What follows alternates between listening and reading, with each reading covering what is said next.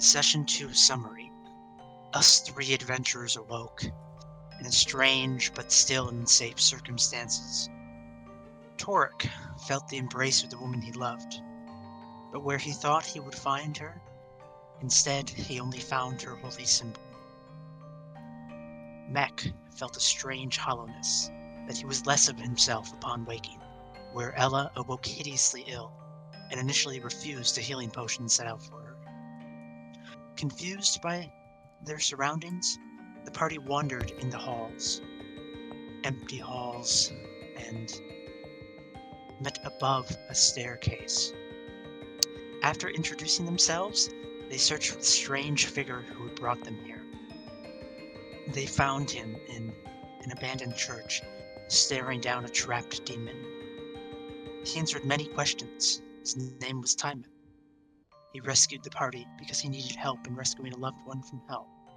Hell is a place where those without the protection of the gods descend after death, and each is punished according to their own sins. The party's lost loved ones are in hell, and while Timon thinks the task is impossible, your loved ones can be saved. If Asmodeus, the Lord of Hell, was slain, a doubly impossible task, then hell would war against itself, and its breaches into the many dimensions would be halted for aeons. After considering this task, the party agreed to join Timon in the doomed task. To enter hell, they had to slay a demon. After slaying it, they arrived at the border of a forest with a vision of a white castle looming above, while below was a great blank expanse. The party attempted to fly over the forest, but 3 beasts assailed them, and they had to retreat. Timon told them they could not go up, they had to go down. Timon had with him a ship, which they sailed across the plains until they saw a procession of the neutrals, those of no good or ill acts, despised by gods and devils alike. Barging through, the party came to a foul ditch, watered by neutral tears, fording the river, hideous insects, and that is where we left off. Well done. You can have inspiration. Thank you. As the writhing carapace of stinking, slimy beasts begin to wrench your vessel into the depths, and horrific screeching creatures scream out from the sky, roll initiative. Yeah, you might have to refresh my memory on what these things are, to be fair. If indeed you ever did provide me with a memory. Provided everyone else, not you. This enormous creature is like a vast, overgrown maggot that slurmed out of this river of mucus. These screeching terrors swept across the Great Plain and surged towards you. They were to be flying some kind of foul, biting insect, grown larger and larger. Fantastic. Okay then, just the vessel is currently grappled by this beast, and as you were assailed, Mek, what do you do? I think Mek's going to. These things are flying like vulture-like creatures, right? Yeah, like insect vultures. Yeah. Sorry, I was only looking far away. Once I zoomed in, I was like, maybe not vultures. I think staring out. I'm gonna look out at these two over here, and I'm going to pull out my little recorder-like flute and play a string of ear-wrenching notes. Aren't really audible to our ears, but they definitely hear it as I cast Shatter right on them. Fuck it, we'll go at 3rd level. I shouldn't have done it at 3rd level.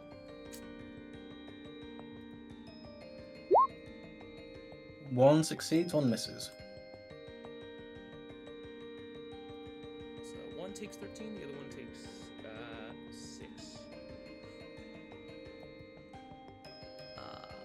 That is my action, and I think bonus action as I sort of sprint to a different part of the ship here, I will inspire. I'll say Ella because she's next up in the initiative. Sure. As you move across the boat, Timon turns to you. Oh, sorry. Were you finished? Oh yeah, I was just saying that's the. As you move across the boat, Timon turns to you and says to the group, "Do not leave this vessel. We have no idea what these foul mercs hold." This flying terror's turn. Screeching like a bat, not quite in hell yet, it surges towards you, Mek. Its body sort of partially shattered, sort of hard, gnarled carapace now fractured and snared. Frightening screech. Everyone must make a DC 14 Wisdom saving throw. Be frightened for 1 minute. And I was about to cast heroism on you guys too, but that sucks. He beat us to it. Oh no! That would be a 0. Thank God. Oh my God. 2 minus 2 for a 0. As this scraping sound, as these voices and whispers blur out of this creature's foul carapace, as it rattles and snorts, you are terrified. Dan? Hey. And now this flying terror will attempt to scratch claw into Mek. That will hit. This next creature sweeps in. Seeing your rattled cowardice, it will lunge for you, Toric. There. So that's 19, is it? Indeed it is. That will hit. Just as its claws rake through you, finding the gaps in your armor, digging deep into your soft tissues. Ella. Yeah, seeing these insectoids attack us, Ella's just going to point her hand out at one of them and just speak a holy word and command them to rot. So I infect a creature I can see. It's going to be at this one with a magical disease. At the start of each of its turns, it has to make a con saving throw, DC 15, or it takes 2d12 damage. It'll do that at the start of its turn. So I just point my hand out at him. I don't really see much because the bacteria is invisible, but this thing is like infected, and it's going to be my turn. We all know Ron Howard's ugly brother, right? Clint Howard. Is that a real person? Yes, Clint Howard. The ice cream man. He is a darling of Z quality films everywhere. He's in a film called Infected, where I think all he does is appear in the first shot of the movie and get infected by a thing, and there's a close up to his infected face, and he yells, "I'm infected! I'm infected!" It's the greatest thing that Hollywood has ever done. I love it. As you infect this suspiciously Ron Howard looking creature. Another flying terror. Yes, it looks oddly like, you know when you see something and it just looks weirdly like Ron Howard. Kind of. Happens all the time. I can't say that's ever happened to me before. Oh, you liar. As this creature screeches up towards you and will attack. Alright, Ella. You are inspired. You can up your AC with it. awesome. 15 will miss anyway. I think Ella just deflects the claws with her shield. You see one that was partially shattered just fall away and break into dust as it hits the boat. Timon, seeming to have some kind of connection with the ship, attempting to right itself with his mind, turns towards this vast rot worm. Its tentacles, just every now and then you can see them just wriggling across the boards of the ship as it's trying to drag you under. With a flash of fluorescent grey, he sends a bolt surging into it. You pick level for spells. I'm not good at stuff. If there's a macro on the sheet, it should just ask you to pick the level. Otherwise, you'll just have to roll the damage dice like manually. Okay, so that's 46, since you do that at 3rd level, so that's 66 damage. Correct. It's 22 points of damage, just as this surge of fluorescent grey light. And now the next attack against this creature has advantage. The one. Okay, so now it's a Constitution. Now it's a Constitution saving throw. Clint Howard has to make it. I'm infected! Just say I'm infected. As it just starts to it starts to become weary and shake, and it takes 2d12 necrotic damage. 12 necrotic damage here, as its flesh just starts to rot from the inside. Do you want it to be fatigued or shivered? Oh 'Cause wait, it's not holding anything. oh yeah, it both just happen when it fails the saving throw. So it's both fatigued and shivered. You see this creature just sink. You see this Clint Howard looking figure who plays a guy called Salish in a Uwe Boll movie, and it's fabulous. It just sort of sinks as sort of, it's almost in this slime, just almost dipping into it.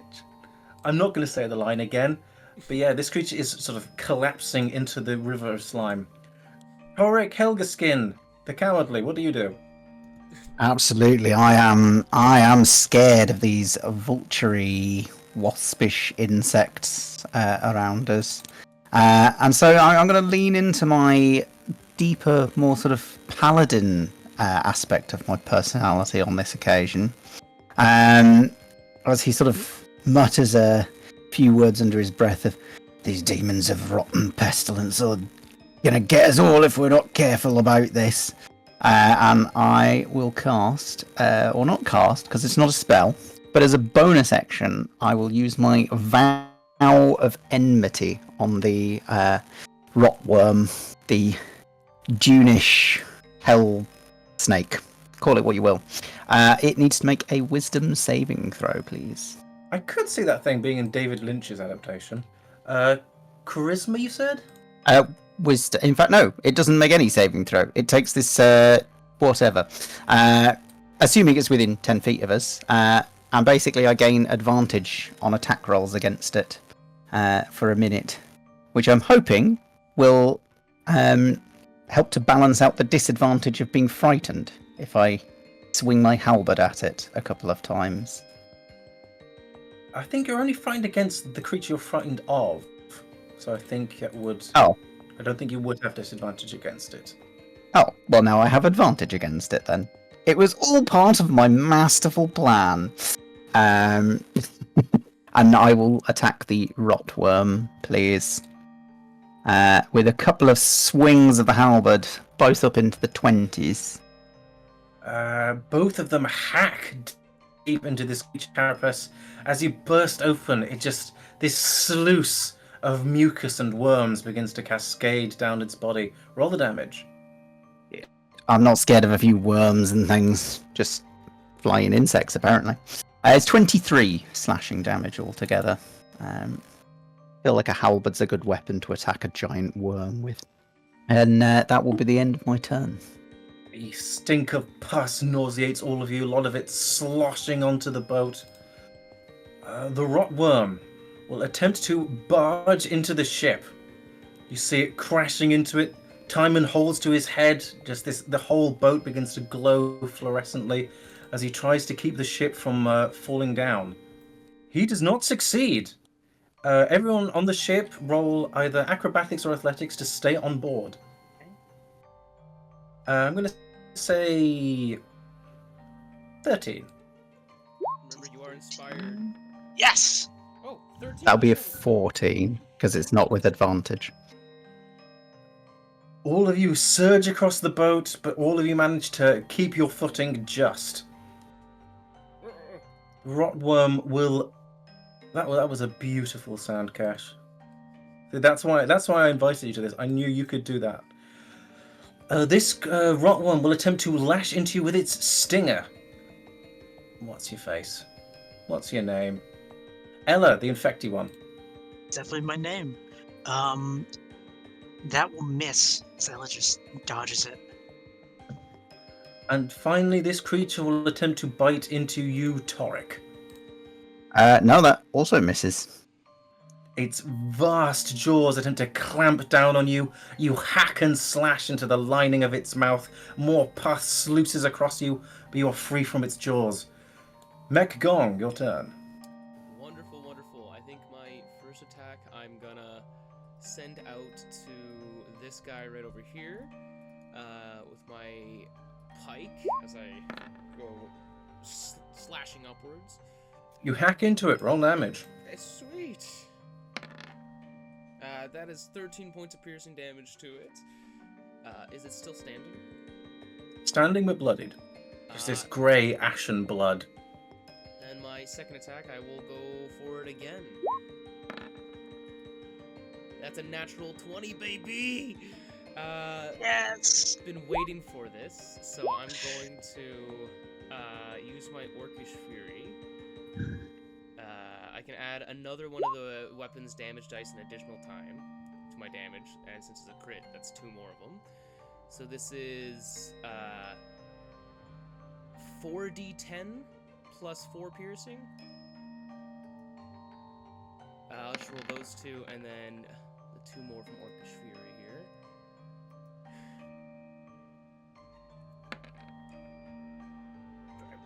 It's not as great as I thought it was going to be. But that's 18 points of damage to it. You want to describe how it dies? I think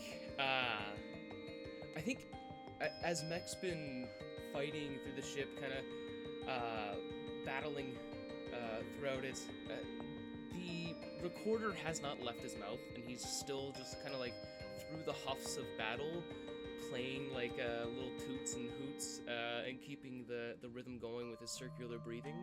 And he kind of like hops up on the mast of the ship and slashes into it on beat and kills it in one go. That's smooth. And then bonus action, I will inspire Toric with a little couple toots his way. From your flute, I hope. yes, from the flute.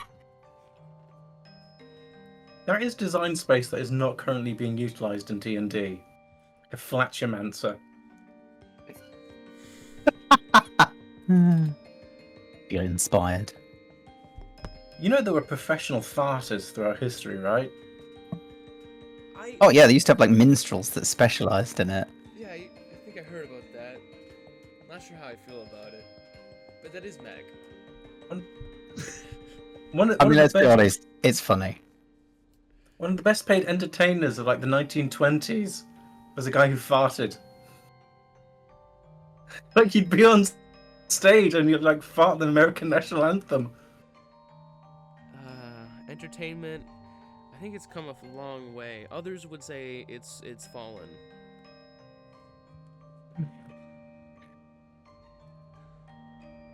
We won't debate that here. We've fallen into decadence since. The 1920s, in the era of gold and silver, had men farting on stage for the amusement of drunk people. Okay.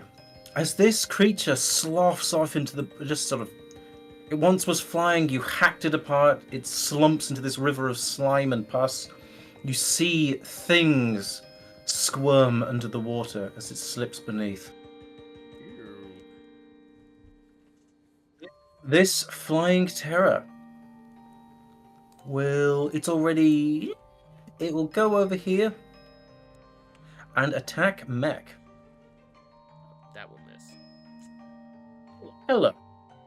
Ella's just batting away these flying horrors that are surrounding all of us.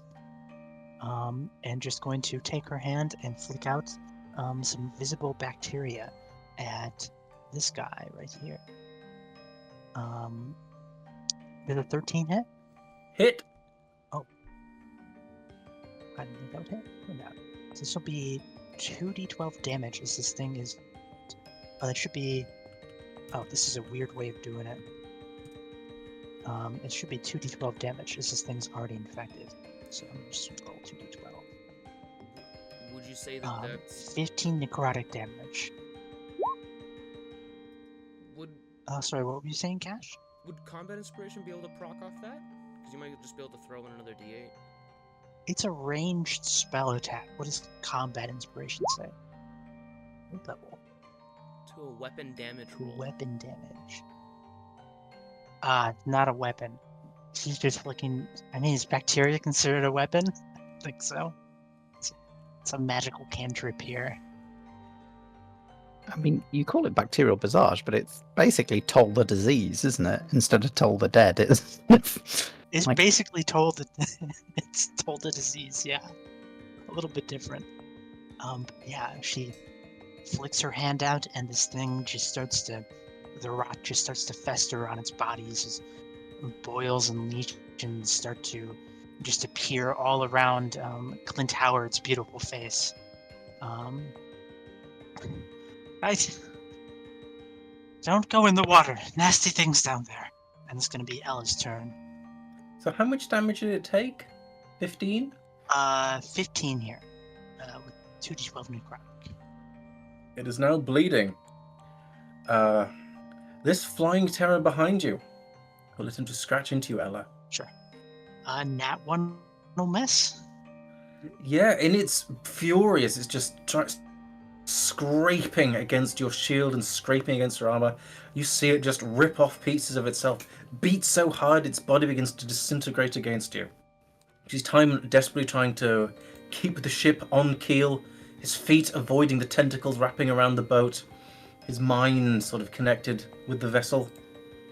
This flying terror, con save? Yeah, should make a con save. Let me just look at that spell again. It's a new one. Yeah, makes a DC 15 Constitution saving throw. I'm saying, what you did to this creature, that's exactly how COVID started. But Don't put that on me. Yes, it takes a 2d12 damage then, as the infection takes hold. 1d12 and another d12. 19 necrotic damage. do you want to describe how it dies? Yeah, just the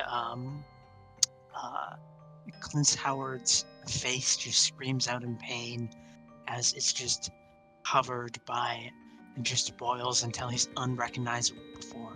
And then I think it just falls out of the sky with a plop into the mucus below. Waters churn beneath. And then... That's not your turn, actually. That was that thing's turn. Oh, sure, but I have a reaction to do. Uh-huh. If it's in... Yes, when a creature infected by one of my diseases dies, I can use my reaction to spread the disease to a different creature I can see within 30 feet of that original one. So that was like right here, right? Yep. So I'm just going to spread it to the big one here as and this infection spreads. That's cool.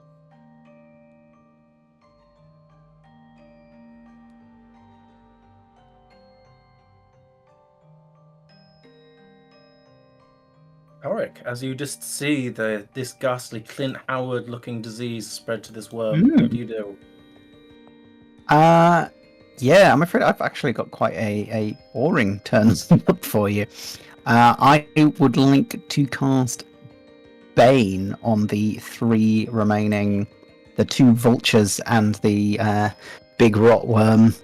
As I suppose actually is my fear gone, given that the thing I was scared of got killed. I think it was the one that Mek killed. Okay, so I'm not actually scared, but I'm still going to carry on doing Bane because it's, why not? And yeah, basically they all need to make charisma saving throws, which is a weird one. They all fail, and they have, mainly their attack rolls, but also saving throws reduced by a d4. You're going to have to remind me because I will forget. That's fine.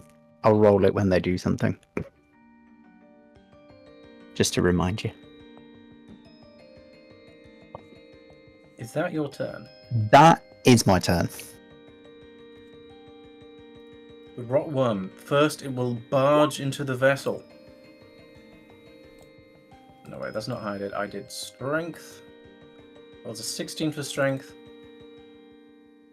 And will attempt to use his wisdom.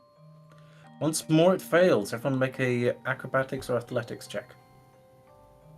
I'm going to say 14. Yeah. We do have inspiration. Oh no! Nat 1! But I've got Bardic Inspiration. Can I add a D8 to that? Do you have inspiration? I do. Yeah. I've got my little strong arms. Has Ella used If you can add inspiration, add inspiration. I also have inspiration instead of D8. With a 2 from the D8, I can scrape a 13. Both of you... No, Ella, you make it. I said 14. Ah. Toric, you do not. Oh no! Can I? A nat 1 on athletics. With a nat 1, I'm going to say no, you can't. Fair enough. And he nat 1'd. It's fair. I tried everything. With the barges surge forwards, you lose your footing, you slip against the tentacles and the pus. You get entangled with your own sword, your cape billowing. No capes. And you sink down below the slime. You can barely see as this acrid foulness enters into your nostrils and mouth. You quickly cover your eyes, but you feel it just rubbing its slime against you. You enter into a world of darkness and decay. The rotworm, surging further onto the boat, will lash out at you. What's your face? Mek Gong with its tail stinger. Ooh! Yep, that is. Can I use my inspiration to have it reroll that attack? Yes, you can. Oh, yes. I'll let you reroll the whole thing. Okay. Do you want to go for the 25, or do you want me to reroll attacks again? What would you rather me do? I think it's fair that you just get the 25 because I already rolled twice. But just so it's not a nat 20. Okay then. I'm just going to roll it and another attack because it's not presented as a nat 20. Oh, Okay, now it's nat. what?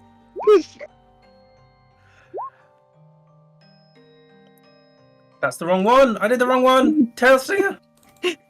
How many attacks is the thing making? Mek Gong. You take 13 piercing, make a constitution saving throw.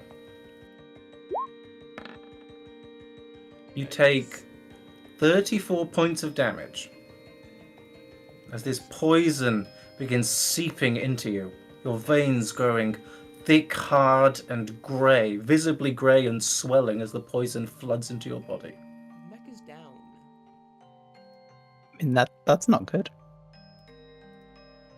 And the rotworm will bite into Timon. What is Timon's AC? That will hit. Still, he may be swallowed by this creature. It's an interesting way to get to the next level. He is not swallowed. Okay, then.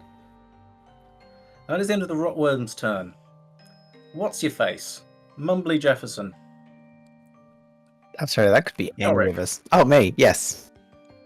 Mm-hmm. As you are coiled in this viscous slime, you feel this heavy, thick creature attempt to wrap itself around you.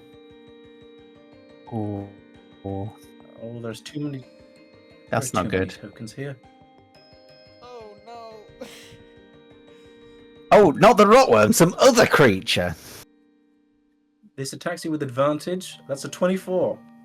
Yeah, I mean that hits. This creature, a sort of living murk, wraps itself around you, and you are grappled, restrained, blinded, and at risk of suffocating. And also, as the rug can't smother another creature because this was once a rug, it's like one of those rug cleaning videos. This is what happens to discarded rugs. But okay, Mek Gong, roll me a death saving throw. Would you like this to be to GM or to everyone? Your pick. Okay. This flying terror will lunge at Timon. It strikes, and you see his cloak begin to be ripped as the claws dig into his body. Ella. I right.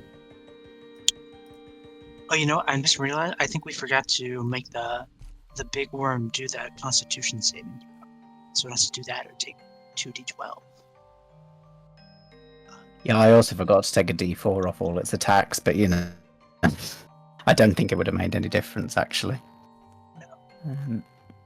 It takes 5 necrotic damage, and this disease just ravages it slightly. Its face slowly turning into Clint Howard's. And Ella is just going to look down at her friend Mek and just say, "No, Ilmater, spare him from this fate. I'm going to cast a healing word on you. Here it is. It's going to be at 4th level. It's all my spells are. It's going to be you get 17 healing, plus an additional 10 from Master Features. So you get healed for 27. And you were at 0 hit points, right? Yeah, I was. Yes, that activates this adrenaline surge thing that my class has. So a creature at 0 hit points who regains hit points from a spell I cast using Apothecary spell slot, which I did. You're going to gain resistance to all damage and advantage on saving throws until the end of your next turn, and then you also get advantage on the first attack you make for coming up. Oh, that is good. Yeah. So you gain 27 hit points here, and I think Ella just holds out her holy symbol and just uses the holy symbol. I think is just a sculpture of red ribbons, and then it has kind of spikes on one side. So she presses her palm into these kind of needle-like spikes and just drips blood over your body, and you were healed. And that was my bonus action.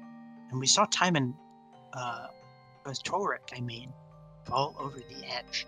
Can I look around? Is there a rope or something else on this vessel here? You find a good sizable length of rope just by your feet. Oh, shit. Toric, hold on! And yeah, can I just try and gauge where he kind of fell and just throw the rope over for him to grab onto? Yep, you certainly can. Awesome, and that'll just be my turn there. Just trying to brace this rope and pull my friend up. Or at least... Well, actually, can I just tie the rope to something instead? Maybe that would make more sense? Sure thing. You can pick the mast, you can pick the railing, whatever you want. Yeah, I'm just going to just... Ella just quickly ties kind of a makeshift knot around this mast with this rope hanging down and just hope the Toric can find it. And yeah, that's my turn. This flying terror will attempt to scrape into you, Ella. Okay. Whoa. Nat 1 will miss. I'm having very interesting rolls this evening. Timon will bring up its hand, arc it towards the creature which just attacked you, Ella, and firing out a beam of light towards it. It will hit. The creature is almost dead, and the next attack made against it has advantage. Nice. And Timon, that'll be it. Toric. Okay. Now let me read this. I was going to say, so I'm currently drowning under a murky river of the dead, curled up in the arms of some congealed merc demon. And do I take 2d6 plus 3 bludgeoning damage, I think? 7 points of damage as this creature just grapples you, squeezes you. Nice. I would like to use my Stone's Endurance to reduce that 7 by 10, please. Or 7 plus 3. Well, someone doesn't want to have a hug. To be exact. As my mountainous form is strong enough to rebuff their spiky, murky arms. And more importantly, I don't have to roll a concentration check for those banes, which have proved to be absolutely no use whatsoever. I have just reminded myself that I'm not going to rage, because that would mean breaking the concentration I've just used an ability to not do. Can I just try and strength my way out of this thing's arms and swim to the surface? That That's what it's like in the end of a bad relationship, isn't it? Yes, roll acrobatics or athletics to free yourself, both with either with disadvantage. I will remind you that if anyone tries to hug you and drown you in a muddy river, it is okay to end the relationship. That will be a 17 to break free with disadvantage. You are free. I'd like to swim away from this murky bastard, and preferably try and climb up onto the ship if that's there as an option. Okay, so you're about 5 feet under the water. If you go up 5 feet, you'll breach the water's surface. You can finally breathe again. And the creature, you'll still be in the... you won't get an attack of opportunity. If you try to come to the boat, you will get an attack of opportunity. I will just grab onto, like, I don't know if there's some rigging from the boat or something hanging down that I can grab There's onto. a rope positioned... Is the boat moving forwards at all, or are we just parked up for this lovely little... boat is just sort of shuddering side by side. It is ensnared by this creature. Fair enough. In which case, sod it. I'll take the attack of opportunity and try and get up onto the boat. Yeah, 16 meets it, beats it. It hits. You are now ensnared again. Okay. Why did you return the text messages? I know. I've I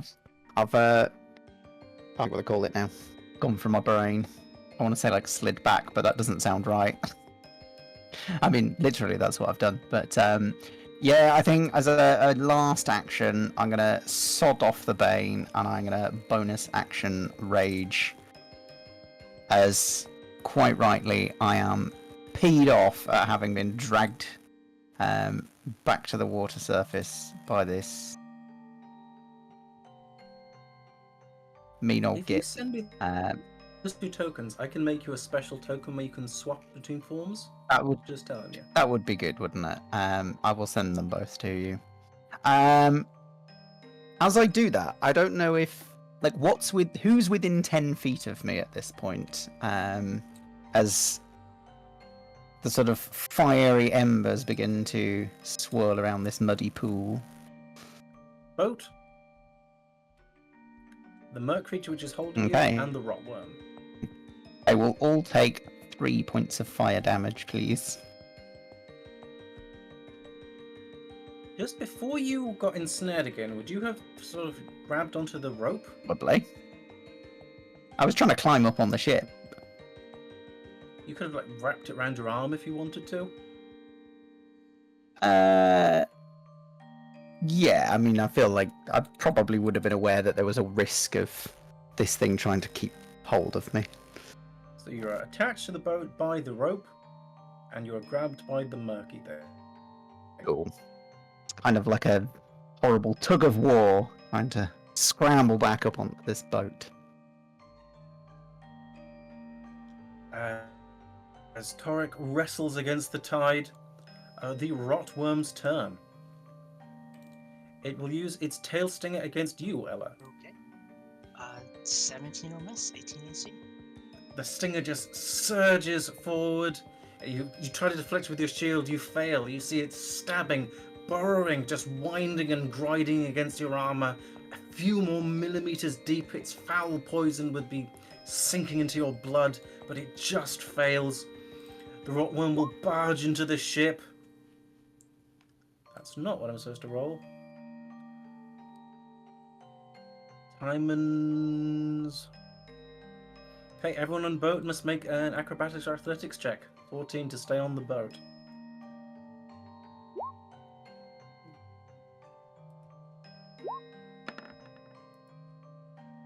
I get advantage on this as well.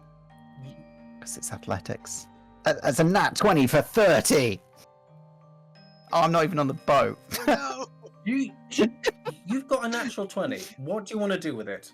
Like, be cheeky, go ahead. I mean, can I just basically just punch this merc demon in the face and, like, tell it to bugger off so I'm not grappled anymore?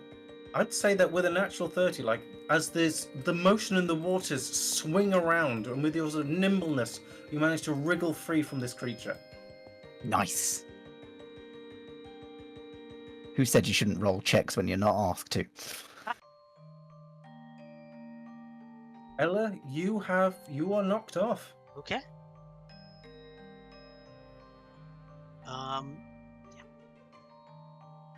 As you slam into the water, as this murk and slime begins to trickle inside your nostrils and mouth, a creature will attempt to ensnare you. Sure. Is that an attack? That is an attack. 18 will miss.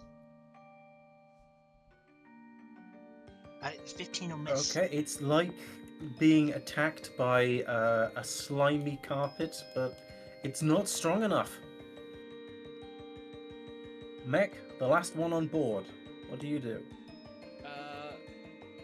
I could not stop thinking about it. I just didn't want to know that I fucked up and I should have been at 1 hit point instead of dying back there because of half-orc stuff. But, I believe I'm going to, I will pop over here. How do you guys feel being off the ship? Because if worst comes to worst, I could, like, polymorph one of you guys so you guys could get out of there. But I still think you would be ensnared a little bit. I'm crushing it down here. I've just punched this demon in the face. How does Ella feel? I'll see how well I can get myself off the ship. I think we just need to try and kill these things if we can before we get overwhelmed. Alrighty, sounds good. I have advantage on my first attack from the adrenaline surge, and was it this one that also had advantage on the first attack against it? Yes, it was. Yes. Then I will start my first attack with this one, and then my second attack at that one, so they both are advantage. Clever bitch. First attack, going out, and then second one at the other one. They gotta have advantage. Both hit. First guy for 7, second guy for 10.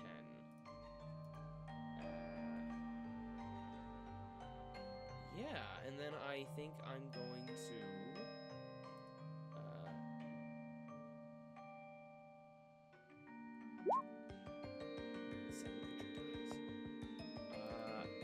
bonus action, I will inspire Ella. And this combat has just been a learning experience for me because I'm realizing when I had that crit way back when, it should have been 5d10. Anyway, that's my turn. As I sulk in my mistakes and kill the creature. Flute in the mouth and keep Learning all about orcs as you go. Yeah, I've been playing small guys for so long, so all I look out for is lucky.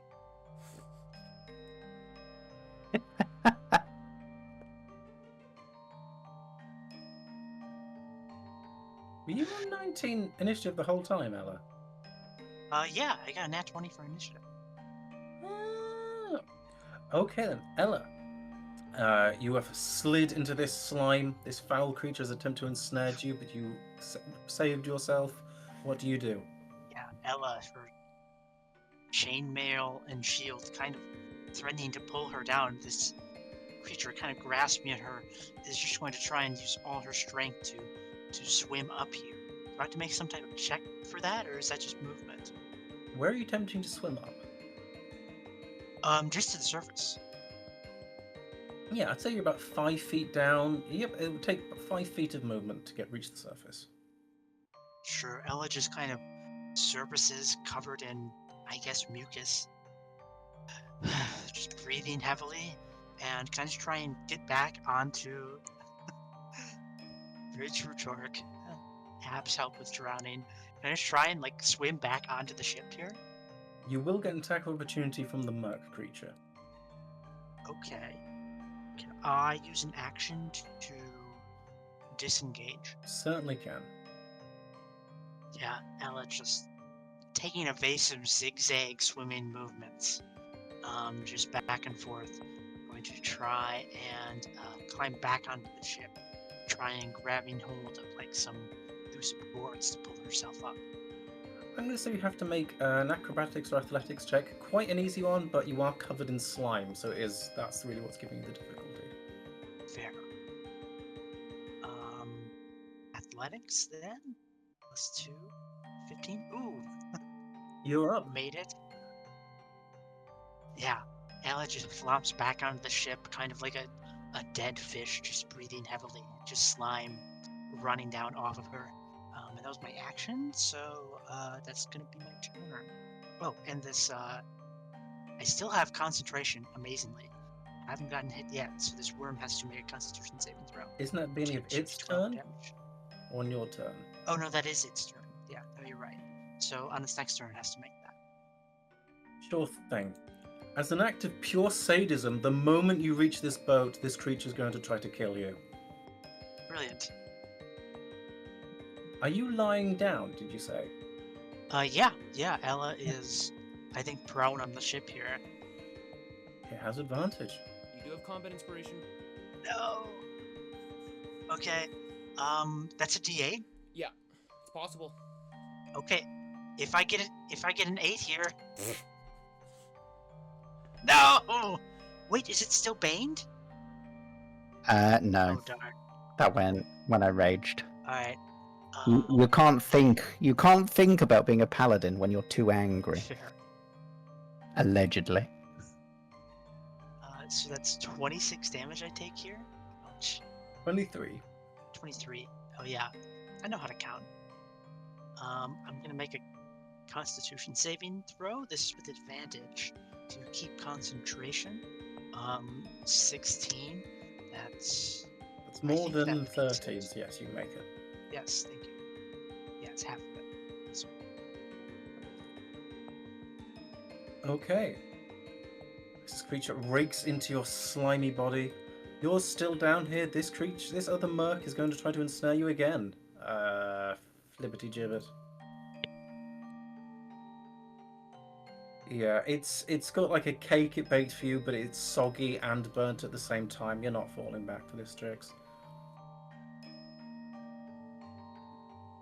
Timon. As Timon is trying to ready himself, blood beginning to seep through his robes, still just trying to keep the ship from falling, he will hurl a guiding bolt into the rotworm. He's useful to have about, isn't he? I think he's the first thing to hit this creature, so I think he's getting an advantage from his own guiding bolt.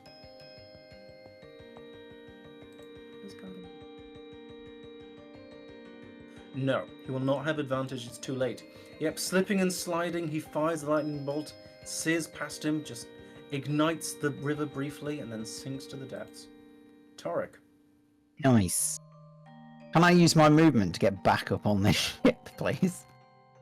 You will get an attack of opportunity. Bloody merc demon.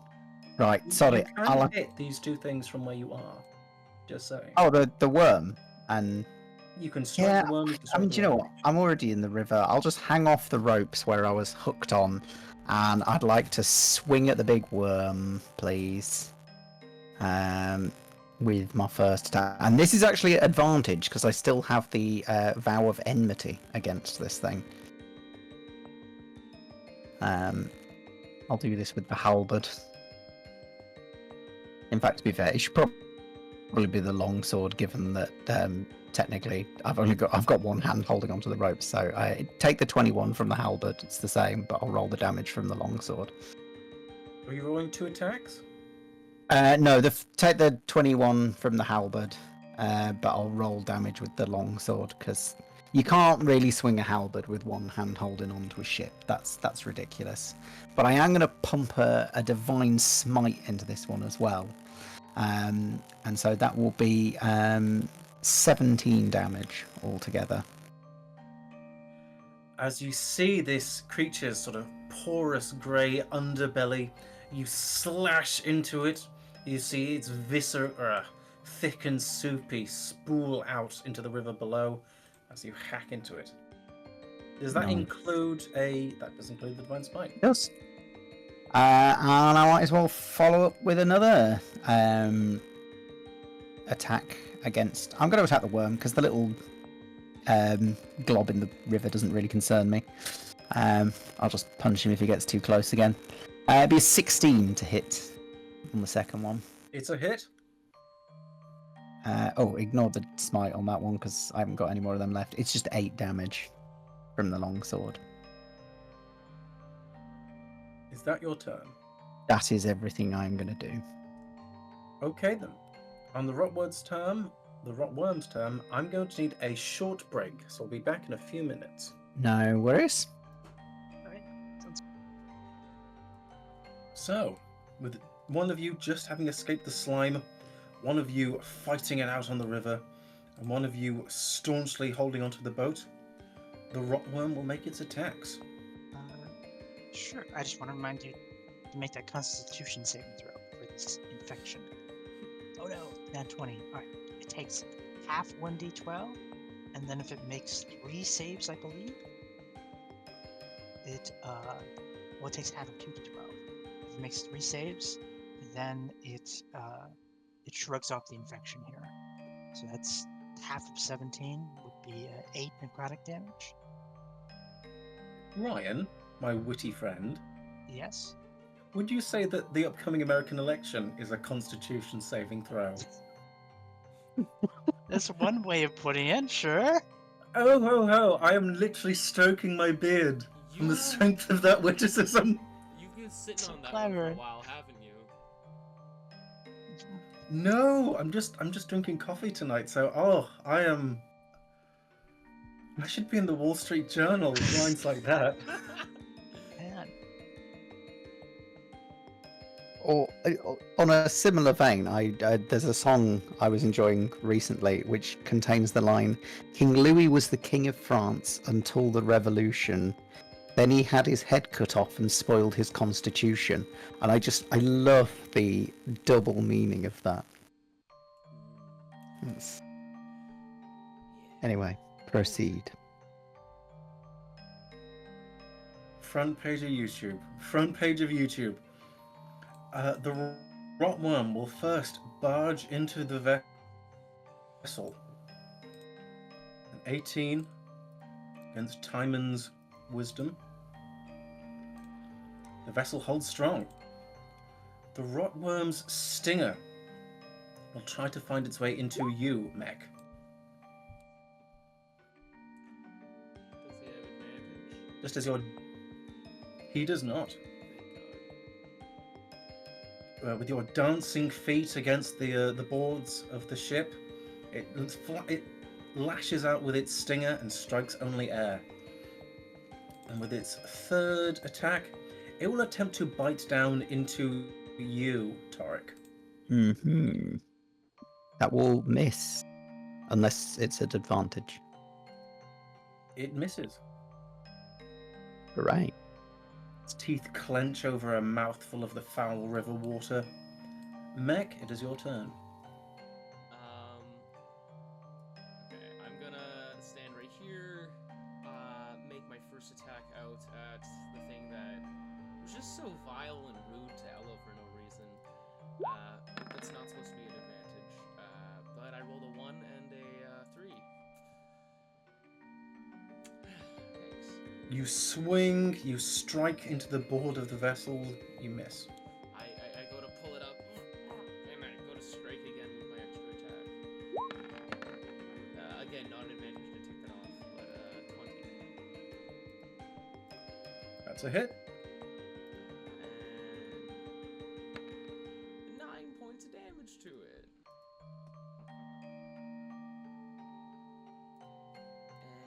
And It's now bleeding. would you, you as a DM, do you think anything in a bonus action would be able to help Ella in this moment? If you describe it cool enough.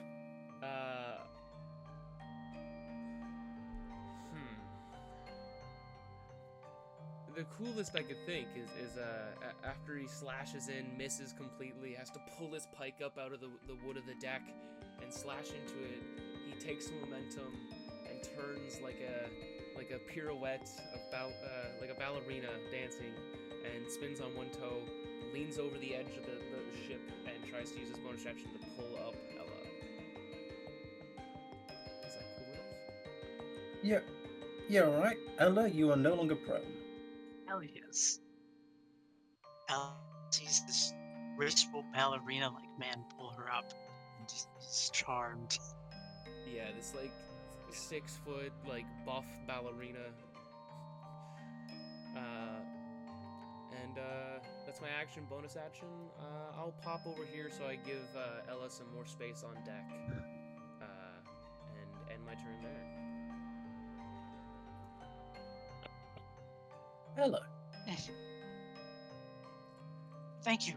We'll repay this kindness. Right, so kind of a weird question, but do you still know... Are there still corpses of these vultures lying about, or did they fall into the river as they died? I guess they would have. Do you want there to be a corpse? Yes, is there like a corpse floating near this worm? Oh, I know what you As you say that, a Ron Howard-like corpse appears, and you're not sure if it's actually speaking or if it's just air escaping from its lungs, but it seems to whisper plaintively. You're speaking at a level that your mic is not picking up. Yeah. Could you not hear me then? Nope. No. I imagine it's like a dog whistle. Yep. Ron Howard's voice is just at a pitch that humans cannot hear. Did that work? Ella, unable to bear the noise of Ron Howard anymore, is just going to roll her hand forward and just, using the disease that's already inside this corpse, explode it violently.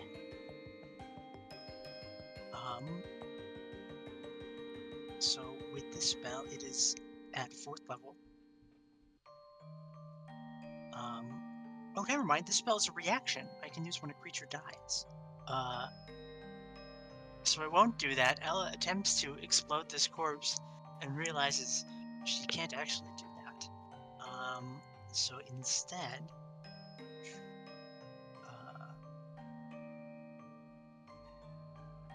Ella's just going to point out her hand, like just one finger, and just necrosis like crawls kind of through her arm here into the tip of the finger and just lashes out as she's going to cast Blight on this huge worm here attacking her ship.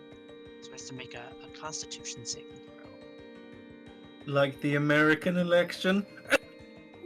Exactly like the American election. It succeeds, so it takes half damage from this. Half of 8d8. That's 38 divided by Bad. 2. 19. 19 damage. Just die already. And that's going to be Ella's turn. The flying terror now flailing across the ship, its blood gushing out of its many wounds, will lash out at you, Ella. 22 you'll hit. 9 damage. Make a bone saving. Alright, above 10. Nice. The congealed merc next to you, Toric, will attack you. That's rude a bit. Yeah, 24 is going to hit. You are now ensnared. Restrained, blinded, and at risk of suffocation as we begin to sink back into the water. You know, I'd say you're not really sinking because you're still lashed to the boat, but you're just a little bit below the water's edge. Fair enough. I'll take that. Hyman will hurl a guiding bolt into the creature beside you. He does not have advantage. It fires past the creature and just disappears. It just keeps going like an object in space as it just zips across this empty plane. Toric. Yeah, so this? Oh, hang on. Do I take some bludgeoning damage at the start of my turn? It's one hell of a rug. Lovely. It's one damn rug. Yeah. Speaking of which, do I have disadvantage to attack this thing because I'm grappled? Is that correct? Yes. Can restrained things attack? I think I get to attack. Hang on. Let me just quickly look up grappled. Off the top of my head. Um. Or disadvantage, I mean. If I said advantage, I don't know. My math is slow.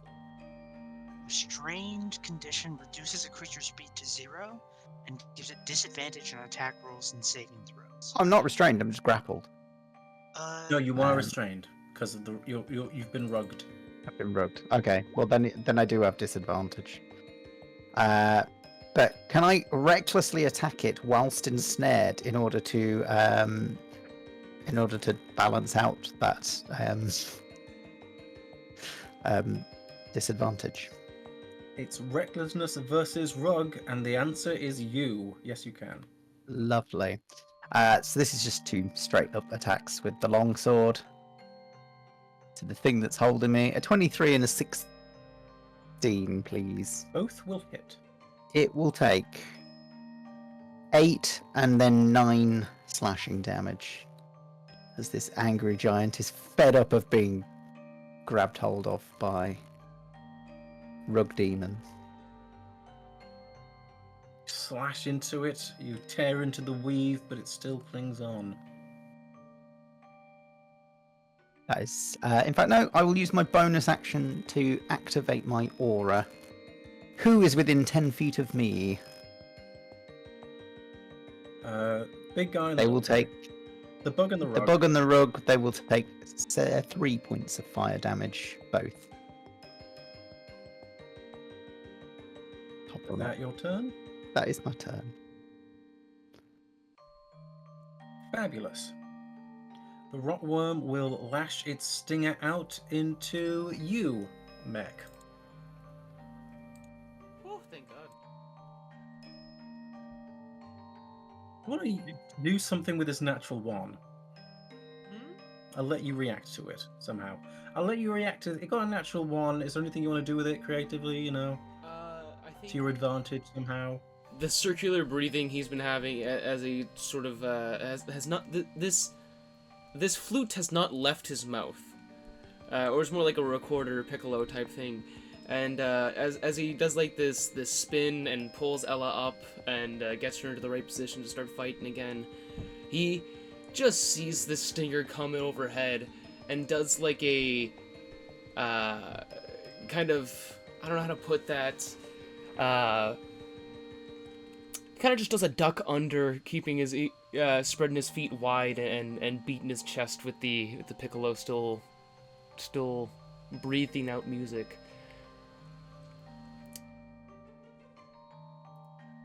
So do you want to attack it, like using a natural 1? I mean, I'd let you have that. Oh, sure, yeah. Sorry, I'm just reading over anything. I'll just use this. I don't feel like it's fair to do a full pike, but I'll just, in the dance, slash up a dagger up at it. It's a hit. 5 piercing. As you stab into the stinger, this creature will... Does it? Yes, it does. I'm still holding concentration. It's going to actually finish. Yes. It's 10. It fails. It takes 2d12 necrotic. 13 necrotic damage. Nice. The creature will attempt to bite into... Let's say it just surges forward. It's like it's trying to mount the ship. Its great slimy body so encasing the boat. Sort of its abdomen, its sides, just the head looms above the ship, almost regally. And it will attempt to bite into you, Ella. Okay. So furious with this disease. 27 will hit. 17 damage. Oh, as Ella is looking almost dead here, and then what else happens? You are... Dexterity saving throw will be swallowed. Okay. Ella has great dexterity. Ella is swallowed inside this worm. Just its heaving, wet, saggy maw pulls you in. The peristalsis dragging you down. Feet first, so you just watch the back of its teeth as all becomes black. No! I assure you I taste awful! Unless you can do anything about it, it is Mek's turn. Oh, I can't. Mek's turn. That sucks. I was just giving him a moment to see if he had anything. I think... Holy shit. Okay, so you're still off the ship. You just got eaten. Send my first attack out at this thing, because it's bloodied and we just got to clear down numbers. So pike attack out at that one. 15 to hit the flying insect. Its health is so low, roll damage anyway, but its health is so low you're going to kill it. Bam, kill it. Want to describe how it dies? Kind of continuing this ballerina dance with the flute in mouth. He kind of just hops up to make the distance while it's flying and slashes down and carries the momentum into his second attack into the rotworm as he's gonna roll to attack that one. 13 to hit. A 13 will miss. Makes sense. And then I will use my last bardic inspiration on a bonus action and inspire Toric as a couple of the musical notes manifest in these spectral dust-like forms and kind of twinkle towards you, Toric. Nice. And in case you need Thank a reminder on what it is, there it is. But that's me. Ella. I take 5d6 acid damage, right? At the start of its turn, not the start of Oh, it's yours. the worm's turn. Okay, yeah. What does the inside of this worm look like? Is it just dark and full of acid? Oh, like a hippie's house in the mid-60s. Do you have any light, or...? No, I do not. All is wet and cold. All is clinging, pressing, squeezing, wrenching you down and down towards this creature's belly as you are ensnared. What do you do? Better me than someone else. Ella's just going to place her hand on any sort of flesh she can see and just desperately try and kill this worm, making the diseases inside it just worse and worse. So I guess I make a ranged spell attack. I assume with disadvantage because I can't see anything. You're just physically touching it, so... Sure, okay, that's fair. Just regular, 25. That This will will hit. be 2d12. This is when I'm still infected. 2d12 necrotic damage. 19 necrotic damage here. As Ella just tries to rot this worm from the inside. Nice. That's her turn. As you touch this creature's sort of flesh, you feel it getting weaker and softer and becoming mushy under your hand. It's almost like if you pushed hard, you would push through the beast as it rots around you. The congealed merc, that only does things at the start of your turn, so it is just clomping onto you. Toric. Timon. Looking at the chaos around him, it will reach over the side of the board and try to kill the creature that is attacking you. Oh, he's a good lad. With that, you feel the creature just burn away and just dissolve into slime around you. You are now free, Toric.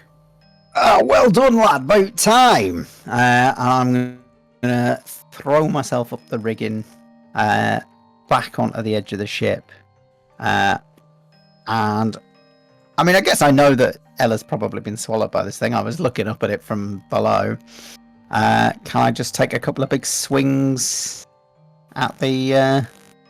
I've still got my longsword in hand. I'll use that. Try and take this thing down. Go for it. It's a 17 and a nat 1. So maybe not big swings. First one hits. It does 14 damage. That's a good roll. Do you want to describe how it dies? Yeah, I mean, takes the sword in hand, swings through, and just chops straight into this thing's belly, sort of opening it up.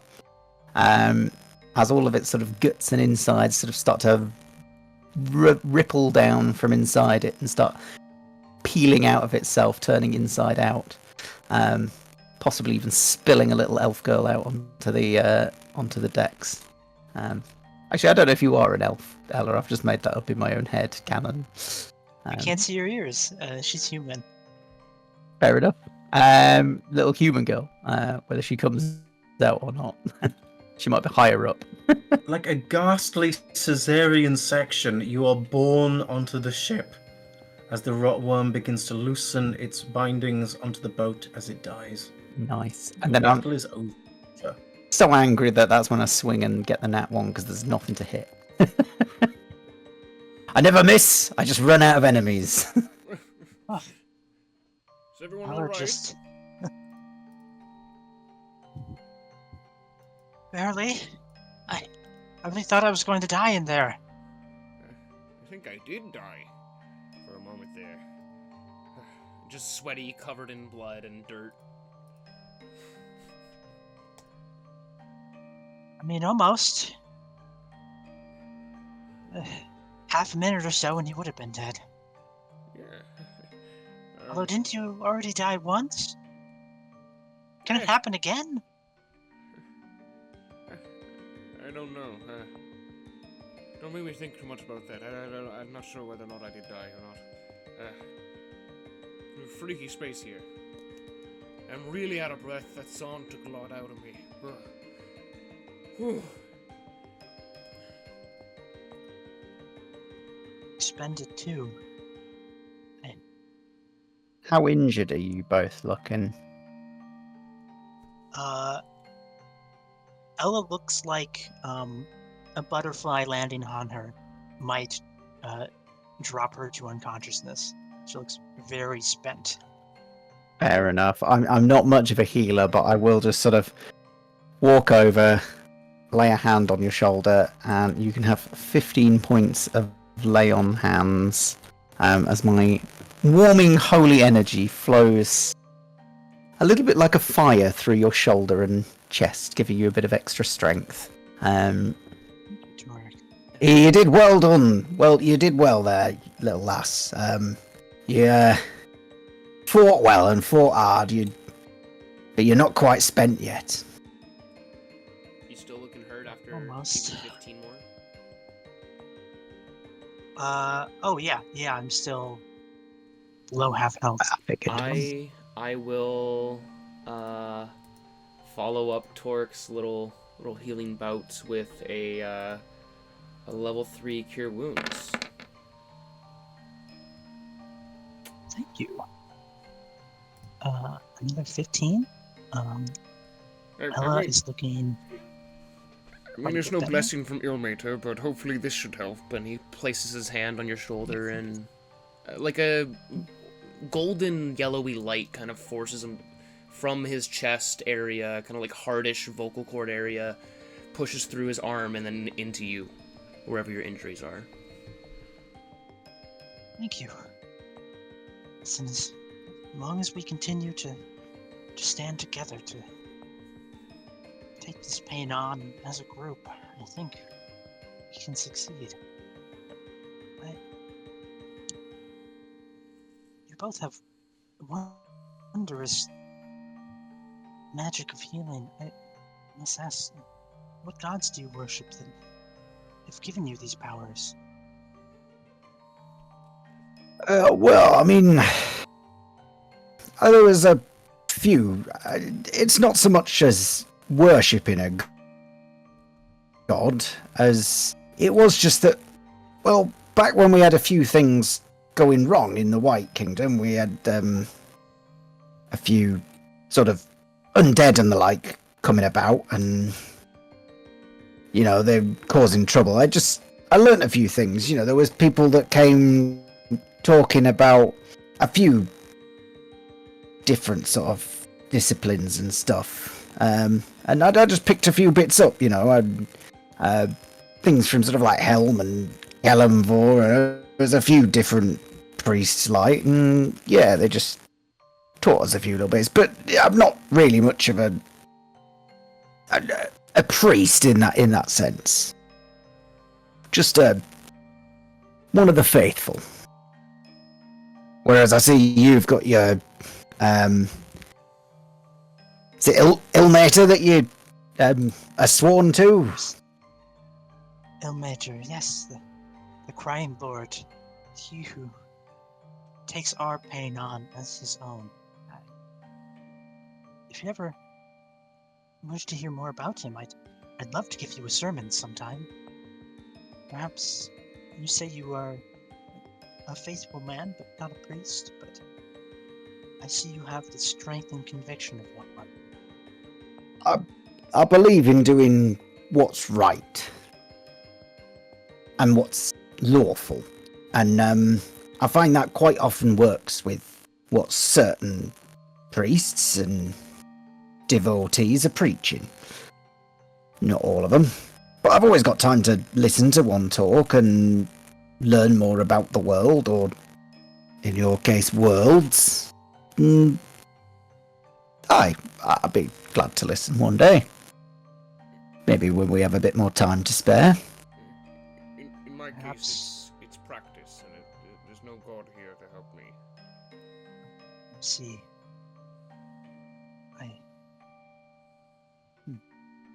It's a pure love of the craft and love of the stories, and I believe something with that has manifested within me, and something's out there helping me write down our stories. If that's a god, Perhaps. then cool. Yes, that's lovely, but perhaps even if you do not quite know it, or do not feel their gaze upon you yet, that they still bless you and care for you in their own way. There's a lot of things this practice can fill the void of, and perhaps faith is one of them. Now, Timon, I must ask you. You mentioned that we should be careful not to fall into the river down there. Was there any particular danger if we did, just other than them murky fellas? Because, well, I spent a wee bit of time down there. It was a river of pus, my friend. What else did you expect? He brushes himself off, just creaks at the parts of his body that is bleeding and broken. Yeah, we have not even entered hell. I think we should rest a little on the shoreline. Perhaps even sleep. For those who can. Are there more of those things? Will they attack us as we travel? I don't know. Do you? Hope not. Kind of whisper to the two of them off the side. You said, what else do you expect? Like, rivers of pus are a normal thing, and we should have known that.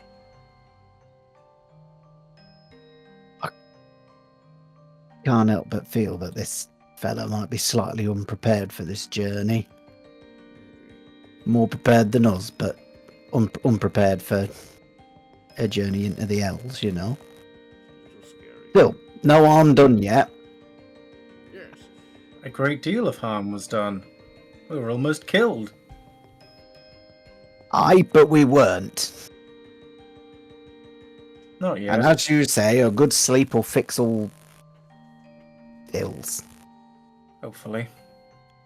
He goes to the front of the boat a bit away from you and just sort of leans against the prow of the ship. He just stares out into this great, empty, vacuous waste. Not even wind. Well, There is sleeping quarters below, if you wish. I'll keep watch. I'd gladly share the watch with you, Timon, if it's not a point of pride with you. Let you get some rest yourself. I don't. You Rest, that is.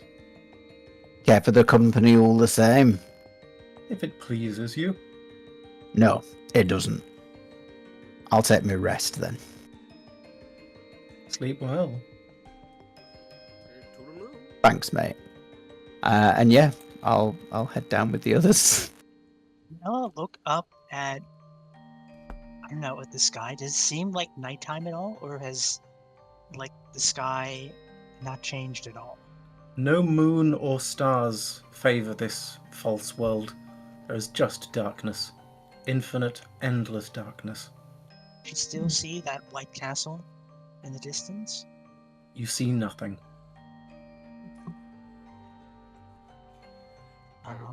Ella just grips her holy symbol tighter and follows Toric down below. As we all make it down below, I think Mek like sets up a bedroll, like from this big. Since every session it just keeps getting bigger. His backpack, it's like knapsack thing, pulls out like a bedroll thing, puts out like a little camping cook set of like a kettle and a couple mugs that are like metallic and copper. Tea's on. If you guys want, I don't know, we haven't really rested. Let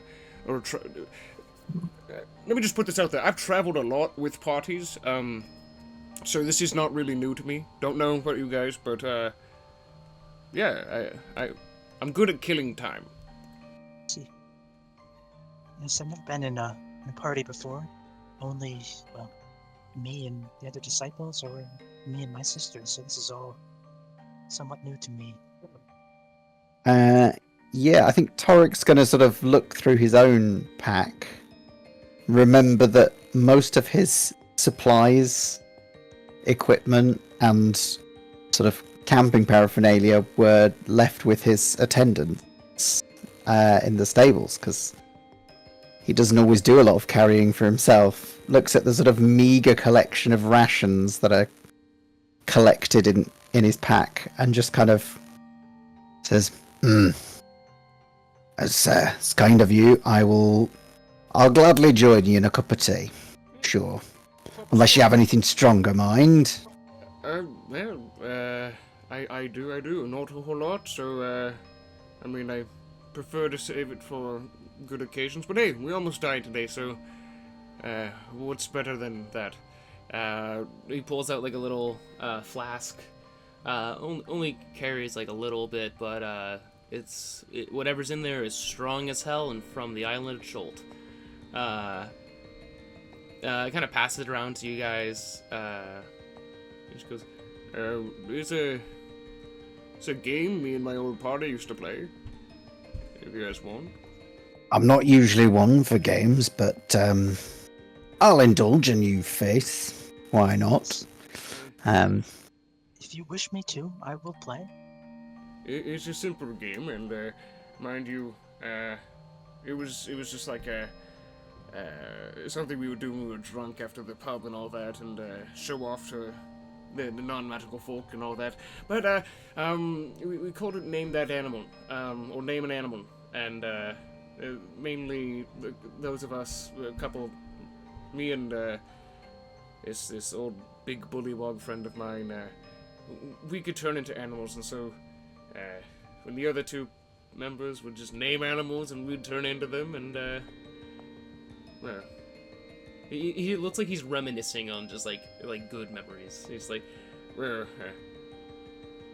I would be stuck in the mind of whatever I was, but Sergio was a druid, so he was good at being animals, and yeah, we would just go on rampage. I guess it doesn't work on a ship. So how does it work then? Or does it not? You just name an animal. I like... Okay. What animal do we name? Agree on one together. Horse. I like horses. Yeah. Do you like horses, Ella? I like horses if you like horses. Why don't you turn into a horse? I don't want to turn into an animal. Like a green-skinned Beast Boy-esque horse emerges from Mek. very unsightly transformation. Like, if your character has ever seen a druid transform, that's elegant. This is not. He's like bone cracking, like expanding up, and you just see a horse that's wearing like a cool button-down collar shirt with green skin. Toric will regard it and just say, "That's not a horse. That's I don't understand this game." The horse. I mean, it looks kind of like a horse, although it's wearing clothes. It's kind of funny. The horse just sits around the kettle. I've never seen an horse on a ship, that's for sure.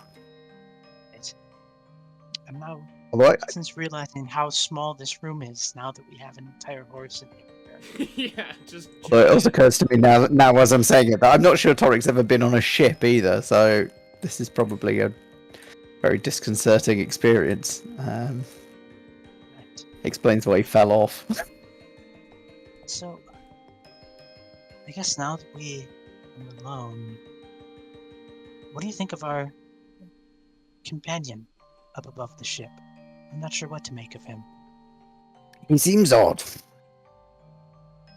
He got us here under the pretense of bringing us together, you know, with his powers, and I don't know about you, but he saved me. He seemed quite powerful. He had some spells he was throwing about before. But he also keeps talking about how he hasn't been here for ages and he doesn't know what's going on. And there's something a bit weird about that. I don't know, can I insight check this guy when he's not here? Like, can I think about what I know about him and like get a read on that? I think that's just something you're gonna have to do personally. Fair. I mean, that's basically your own summations. Like, you don't have to quote yourself in an essay. It's your own summation. Yeah, no, that's fair. That's fair. I will. The longer the horse stands there, the more I will sort of reach up and eventually start sort of patting its nose like you would a real horse, as I sort of thaw to its presence. It's like a comfort horse. Like A comfort horse. Yeah, I think Ella would say, yes, I agree, he is quite odd. I originally thought Ilmater had sent him as a guide or a prophet of some sort, that he was his servant, but then he said that he wasn't even sure if Ilmater existed. And then he says he's helping us just because? In my experience, admittedly short, everyone always wants something from you. I don't know quite what he wants from us that he could not get himself. He seems much more powerful than us. Well, that's true. He did speak about wanting to take the place of this Asmodeus that he spoke of, this ruler of some place down here. I don't know if perhaps he expects a little bit more, certainly, to have our help in that regard.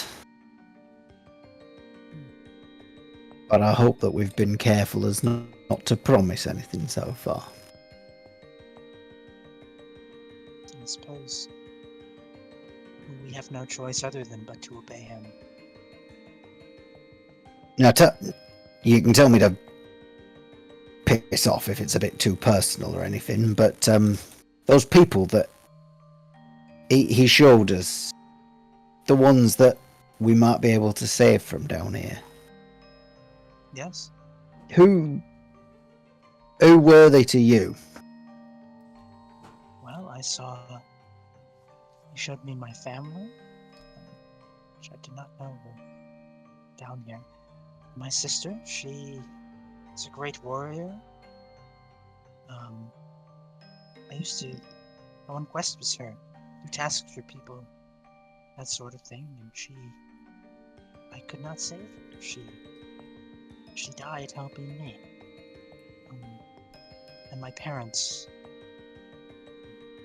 they did not obey many laws in life.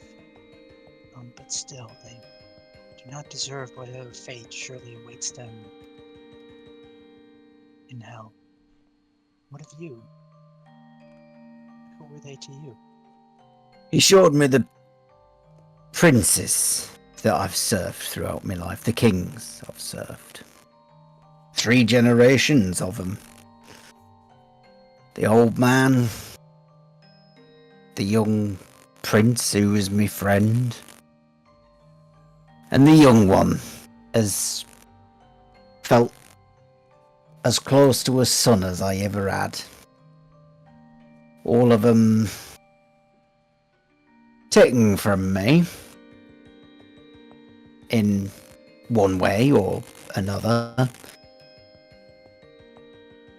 And, well, maybe it would be right to get them back. Maybe it wouldn't. I'd certainly like to have one last chat with them, though, you know? Before, and set things to rights. I suppose I don't quite understand. I hope I will come to. I think hearing that, like mid you talking about your princes, petting the horse, he changes back into a half-orc. Kind of just, for me they were a party. The people I used to play, name the animal with. Some of them I don't honestly wish to see, but others I genuinely believe deserve a fate different than what they got. Yeah. That about sums it up for me and all. As, some didn't deserve the fate they got. And others probably did. Yeah. Do you think that anyone deserves such a fate? Eternal suffering? Oh, I can think of one alright, but he's not down here yet. Yes, I do think someone deserves that. Given the right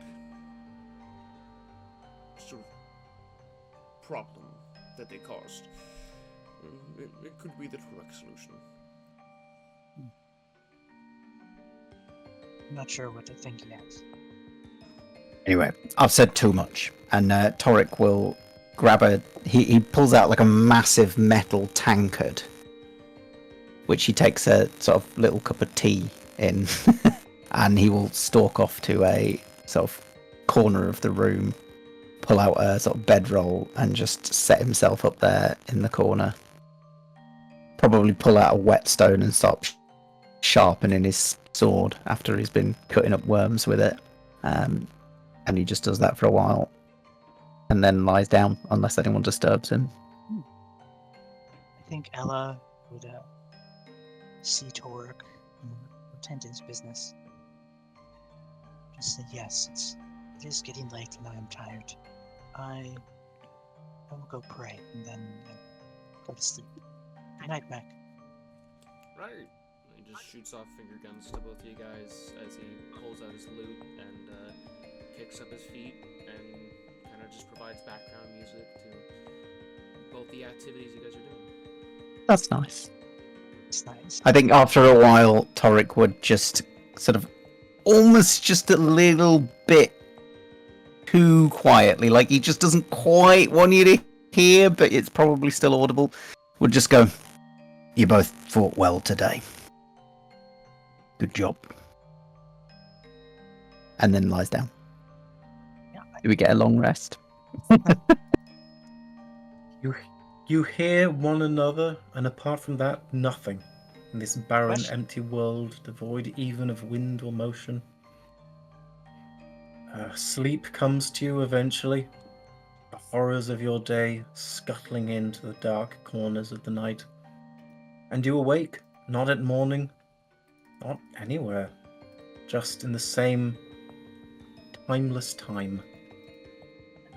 Beautiful. I think Ella would start to get up, um, stretch. Toric, Mek, are you two awake yet? Mm-hmm. Um, I'm awake. I feel better, but I cannot tell if it's morning or not. Yeah, it's freaky. I don't really know how long I even slept. I'm so messed with my circadian rhythm. I feel rested, but it doesn't feel any different. It's not just as if it's night down here. It feels as if the very concept of time has just stopped being.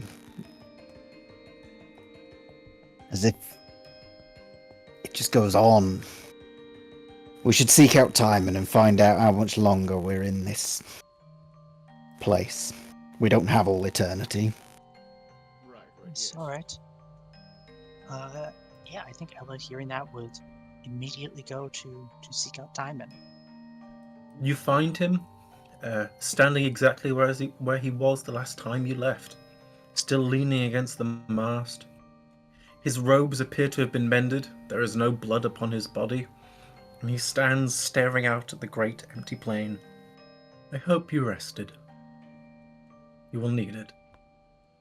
Right, I think we did. Although it's honestly hard to tell. I feel the vigour returned. My sword is sharp again. I see you look like you've patched yourself up all right. Is there anywhere around here for a wash or a bathe of some kind? I can make water for you. I can make food for you. Anything you require. Water would be good. As you said, that river was rather filth-laden. And if you're offering a bite to eat, I won't say no. Yeah, if we're taking orders, I would love a breakfast sandwich. He doesn't seem to know what that is. Yes, certainly. In your chamber there is a hot bath, Toric. For you, I will need a little more. Sandwich? He produces a bowl of sand that appears in front of you. No. 2 slices of bread toasted, egg on one, with a little bit of jam, some hash browns on top. And this is the most important part. The yolk unbroken. Because then you get the perfect egg bite. Those things appear in front of you, covered in sand. Oh, could I get a little bit of ketchup too? I'd like to put it up in an M shape on it for Mek. You produces a bottle of ketchup just floating in the air next to the very sandy food he's produced for you. Mek's digging in. Sand or not, this is some of the best food he's had since before Chult. It tastes like the best food you've ever had. Exactly like the best food you've ever had. Is the yolk unbroken? Covered in sand. It is unbroken, and you remember once, not only did you have a yolk, not only did you have a double yolk, you had a triple yolk egg. These are triple yolk eggs. I feel blessed. I have finally gotten the perfect egg bite. If anyone's wondering why that was such a specific order, there. Joe Pera. I love Joe Pera. Me too. I'm gonna want to go and get a breakfast sandwich after this. 25. Yeah, it was 10. Is that true, or did you just make that up? That's what Google said. 1 in 25 million chance. I literally was like, I have to Google this to see if triple yoke is even a thing that exists. Apparently it does. I know they've made it now so that they can like guarantee a double yoke. Like they've perfected that. I know if you go in like M&S you can buy like guaranteed double yolk eggs. Which is pretty cool, but depends if you're making a cake that might be annoying. You might need the right balance. I mean, can you imagine if you had a triple yoker and it got wasted in like making a cake or something? You're like, damn, I could have had that in a sandwich.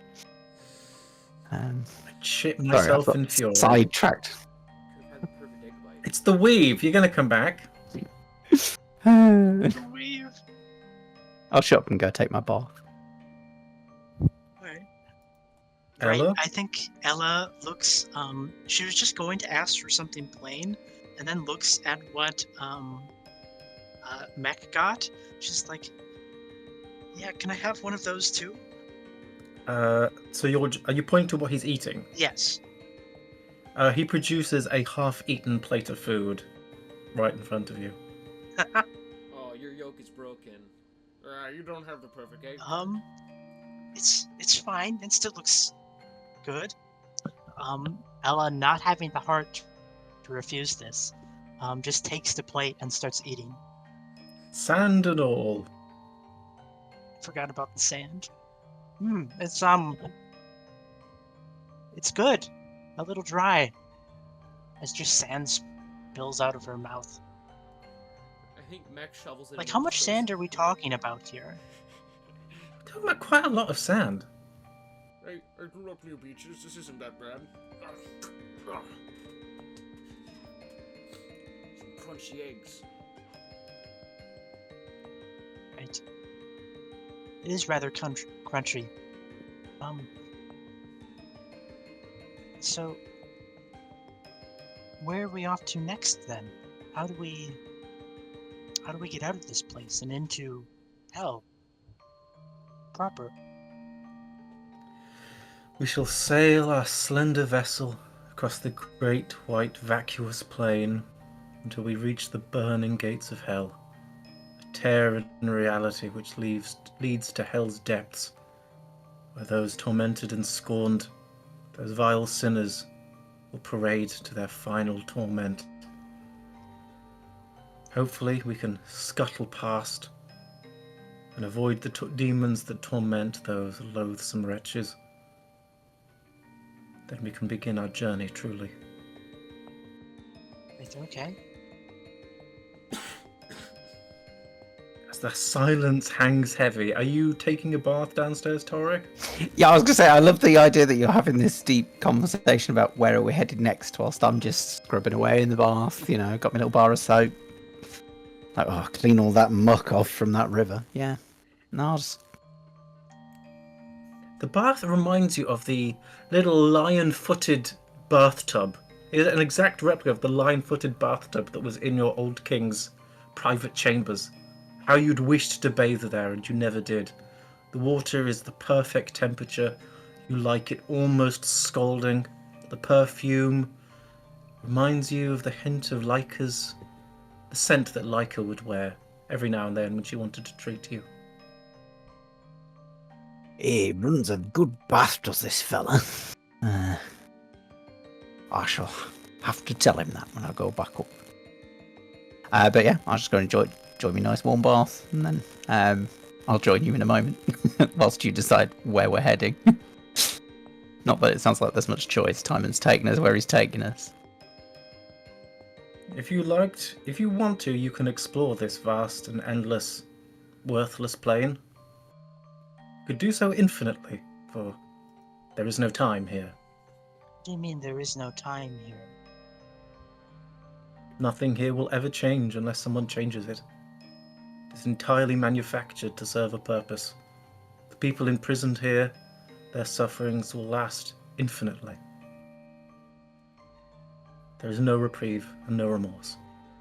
That's awful. You said this place was manufactured. Who would create such an awful place? It occurred a long time ago. This kingdom of the demons. A very long time ago. Are you going to change this when we maybe possibly dethrone that Asmodeus fellow? All I seek is to find the one that I love, who is tormented here. Even that I think is impossible. And should we kill the Demon King, it will be nothing but roiling, savage chaos. A war of all against all. Nasty, brutish, and hopefully never-ending. They will be their own prisoners, tormenting one another.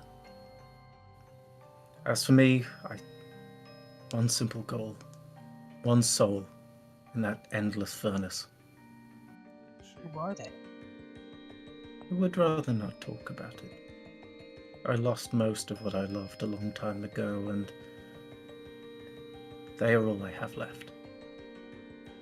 Yeah, that was a good bath timer. Now you run a nice one, mate. Now, did you say you had something going for bread? Am I? I imagine you slap Timon on the back. I just imagine Toric comes out of the bath naked. I don't think he's the one to wear a towel. He's maybe got like a little sort of thin strip, like maybe his scarf he's tied around his waist for the time being. But yeah, when he's not wearing the armor, just stroll about with a little scarf around his waist. Come up, slap this guy on the back while he's talking about all his lifelong losses and You smell good. where's me breakfast at, mate? Whatever you most desire, Toric. And a plate of whatever you most desire appears before you. Good sturdy oatmeal and a flagon of ale. That's my breakfast of choice. Timon, his eyes are up there. I think Ella.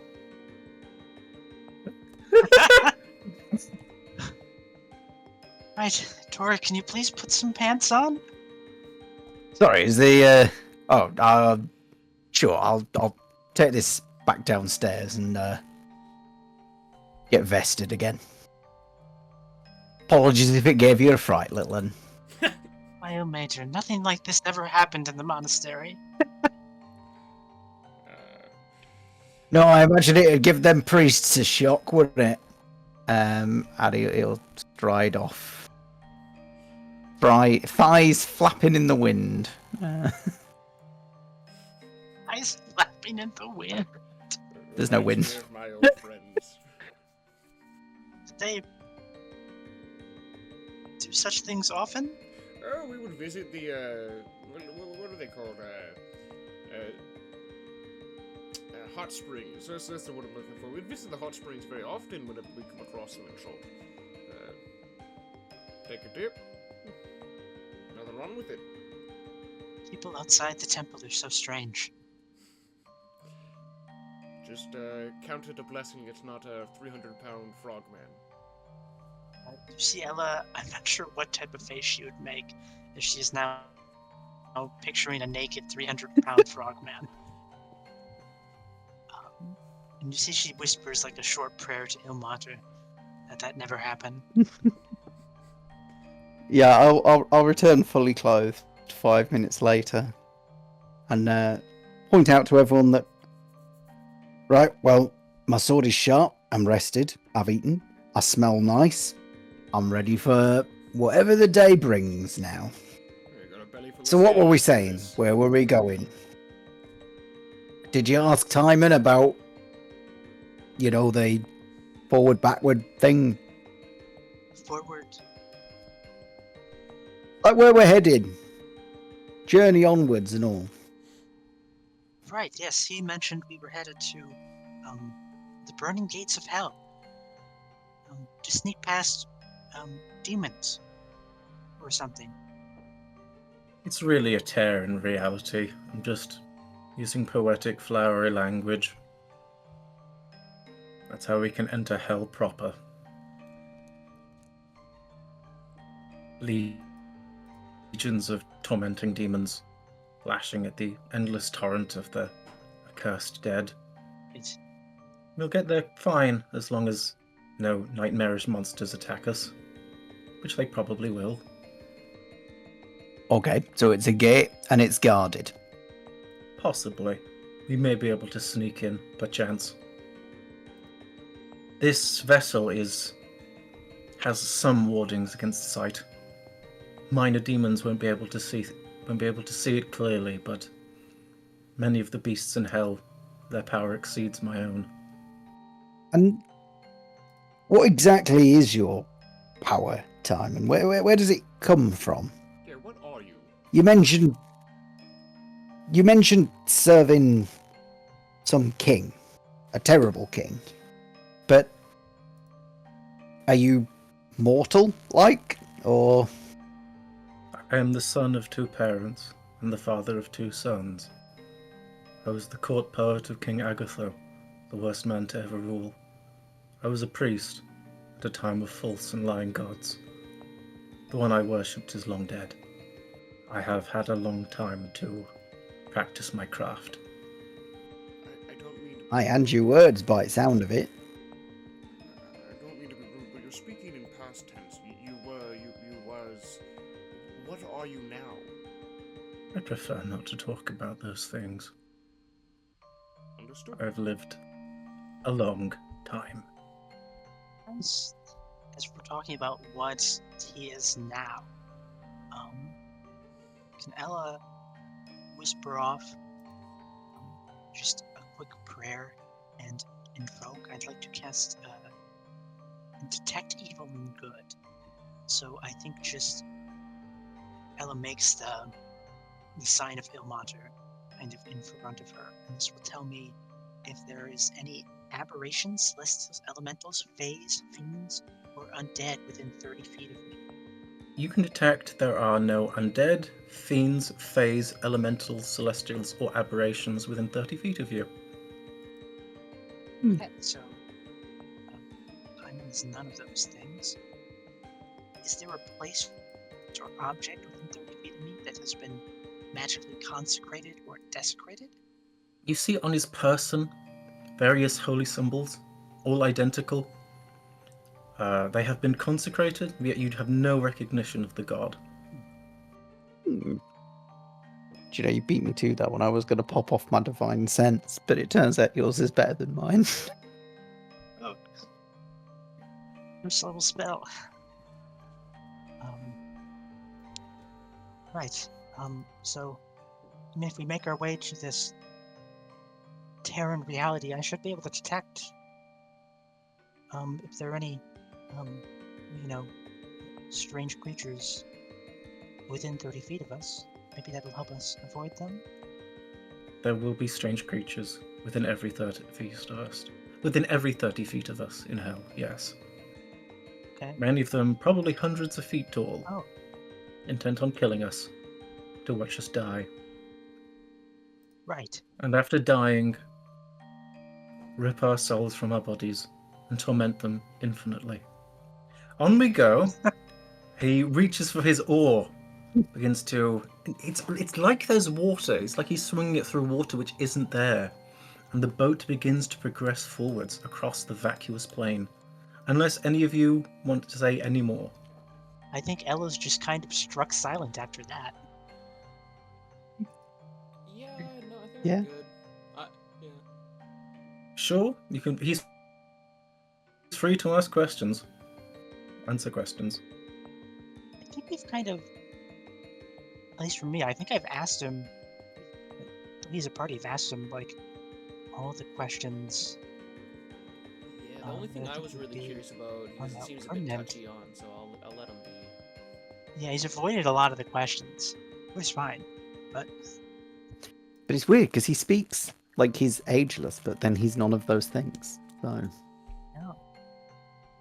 he's a mystery. It must just be, I'm assuming just out of character, he's like just technically a very high level person, and that's why he doesn't age. I don't know. I think there's something more to that. Maybe. Just going off of Oliver's past NPCs and stuff, I think there's more to him. Or he's just like, it's DM speak for. I don't want you to know. I think it's. I don't want you guys to know yet. Spoilers!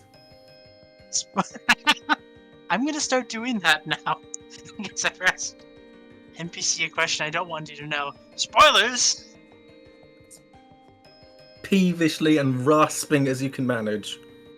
Okay, we're coming up for. I think about now is a pretty good time for a break. So, do you guys want a 5-10 minute break? Sounds good to me. Would anyone like a 10-minute one, or would 5 do? I'd be Something fine in with between. either. Lee ended your conversation, and with Toric's, I was going to say twig and berries, with Toric's trunk and pumpkins safely hidden away, the vessel begins its slow, silent journey across this vast, seemingly infinite blank plain, drifting on.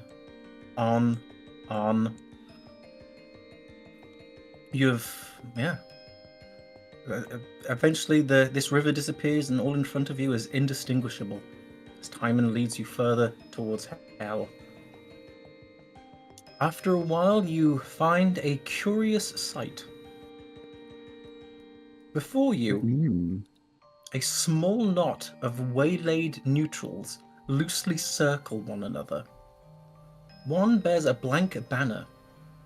This shambling figure limps heavily on one leg, and with no reason to adjust his step, walks in circles.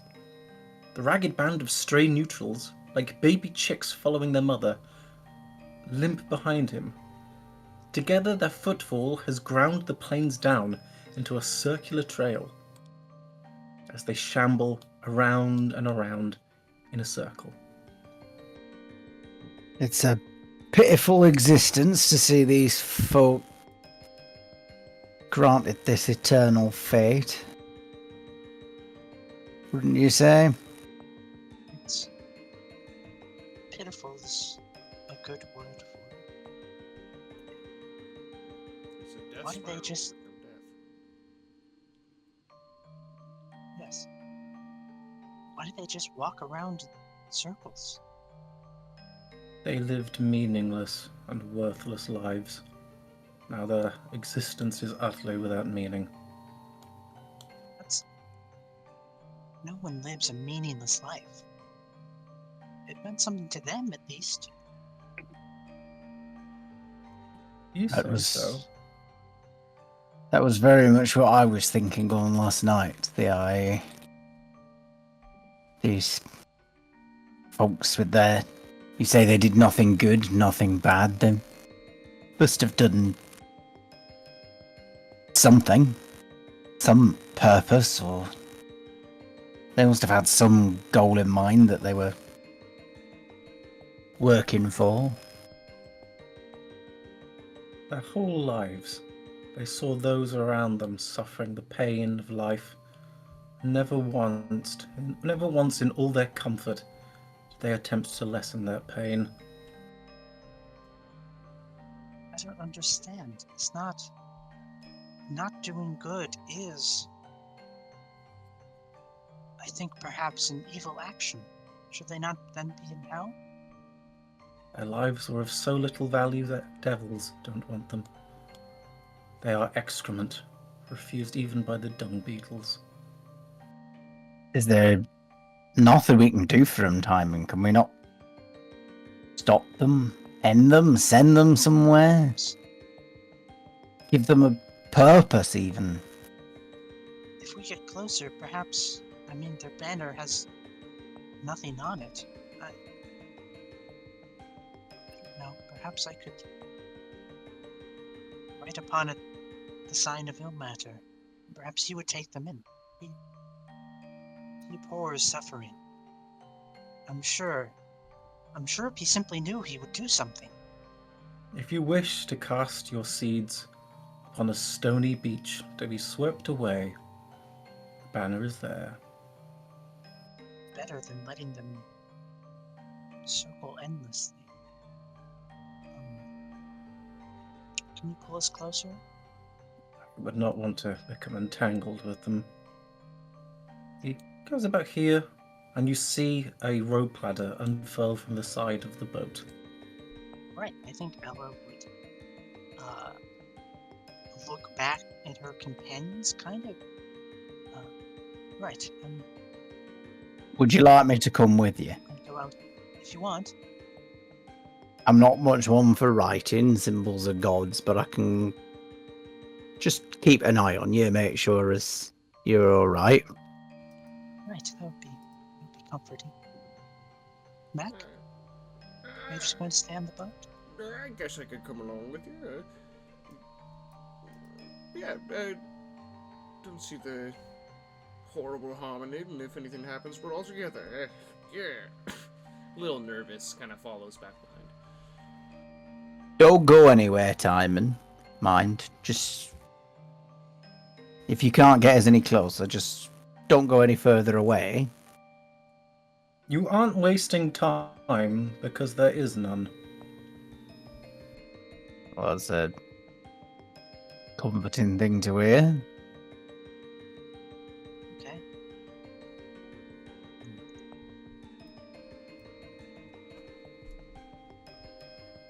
Yeah, I think Ella's going to touch down upon this plane. Is this just like rock or sand?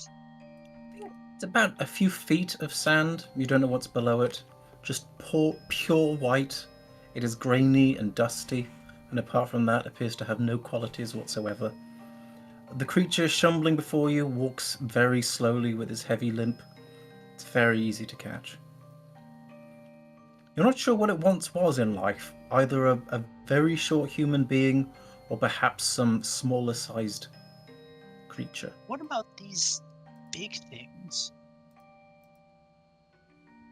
Because we have these smaller neutrals, and then these things, are they, like, how tall are these? Those are towering.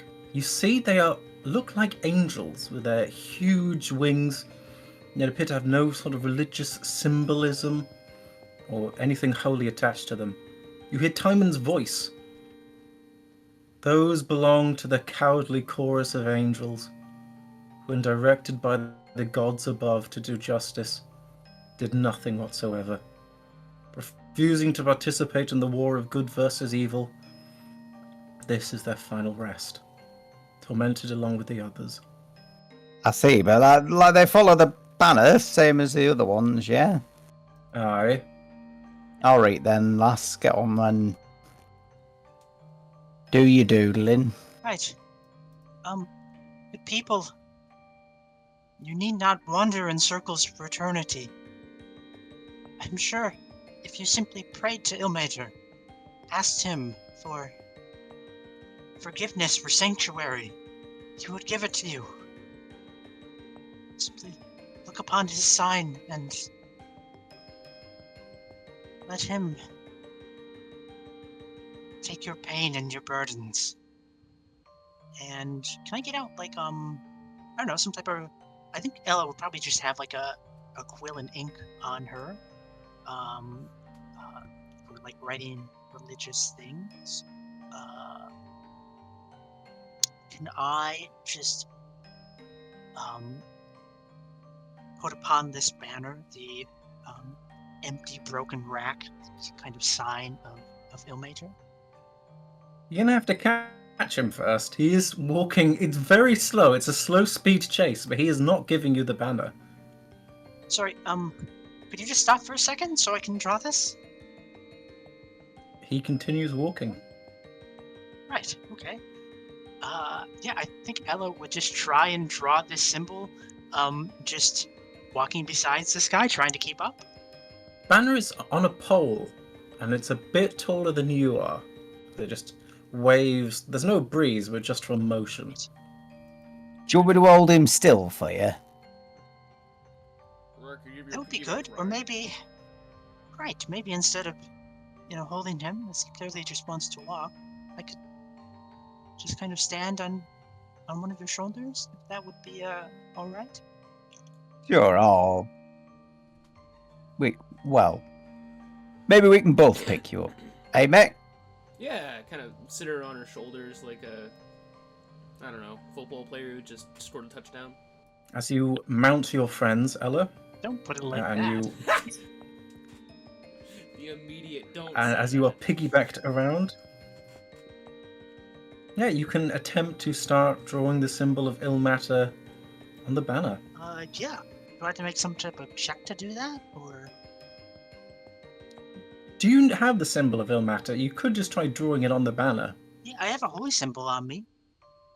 I mean, like in Roll20, you could just literally paint over it. Oh, okay. Sure. I like don't have the that's like actual a sort of symbol. out of character Yeah. drawing check. All I right. like it. Ella is going to inherit my artistic skills here. Wait, I just accidentally clicked this athletics check and got a nat 1. You fool! You bodes dismount your friends. As Ella attempts to draw this the rack, I think it would just kind of be like one thing, and then another, and then. Looking up the image right now. And then just blood just dripping off of it, just an empty rack. I didn't find an image. I wonder if there is one. There is. It's like two Because hands. the rack. Oh, there is. You're Oh, kinda well, the hand close. is like the.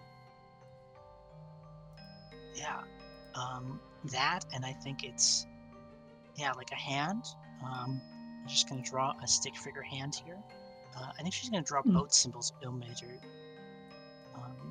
So it'll be like some fingers. And also there's ribbons coming off the hand. Yeah, it's like that. Right, perfect, I think. Just as you finish your lovely piece of artwork, which I'm tempted to give you inspiration for, but I think I can beat that temptation. You fall bum over tea kettle onto the sands below with your natural 1. Fair. I'm going to say you're knocked prone. Okay. Mek, as your friend tumbles down, your sort of sight is caught, and the neutral holding the banner, his eyes begin to shine. You just see this ghastly pale light emanating from his face. Turns his head towards yours, and the face you see is that of your own. You hear your voice with your mouth say words you do not understand, and the neutrals stir from their torpor and begin to head towards you.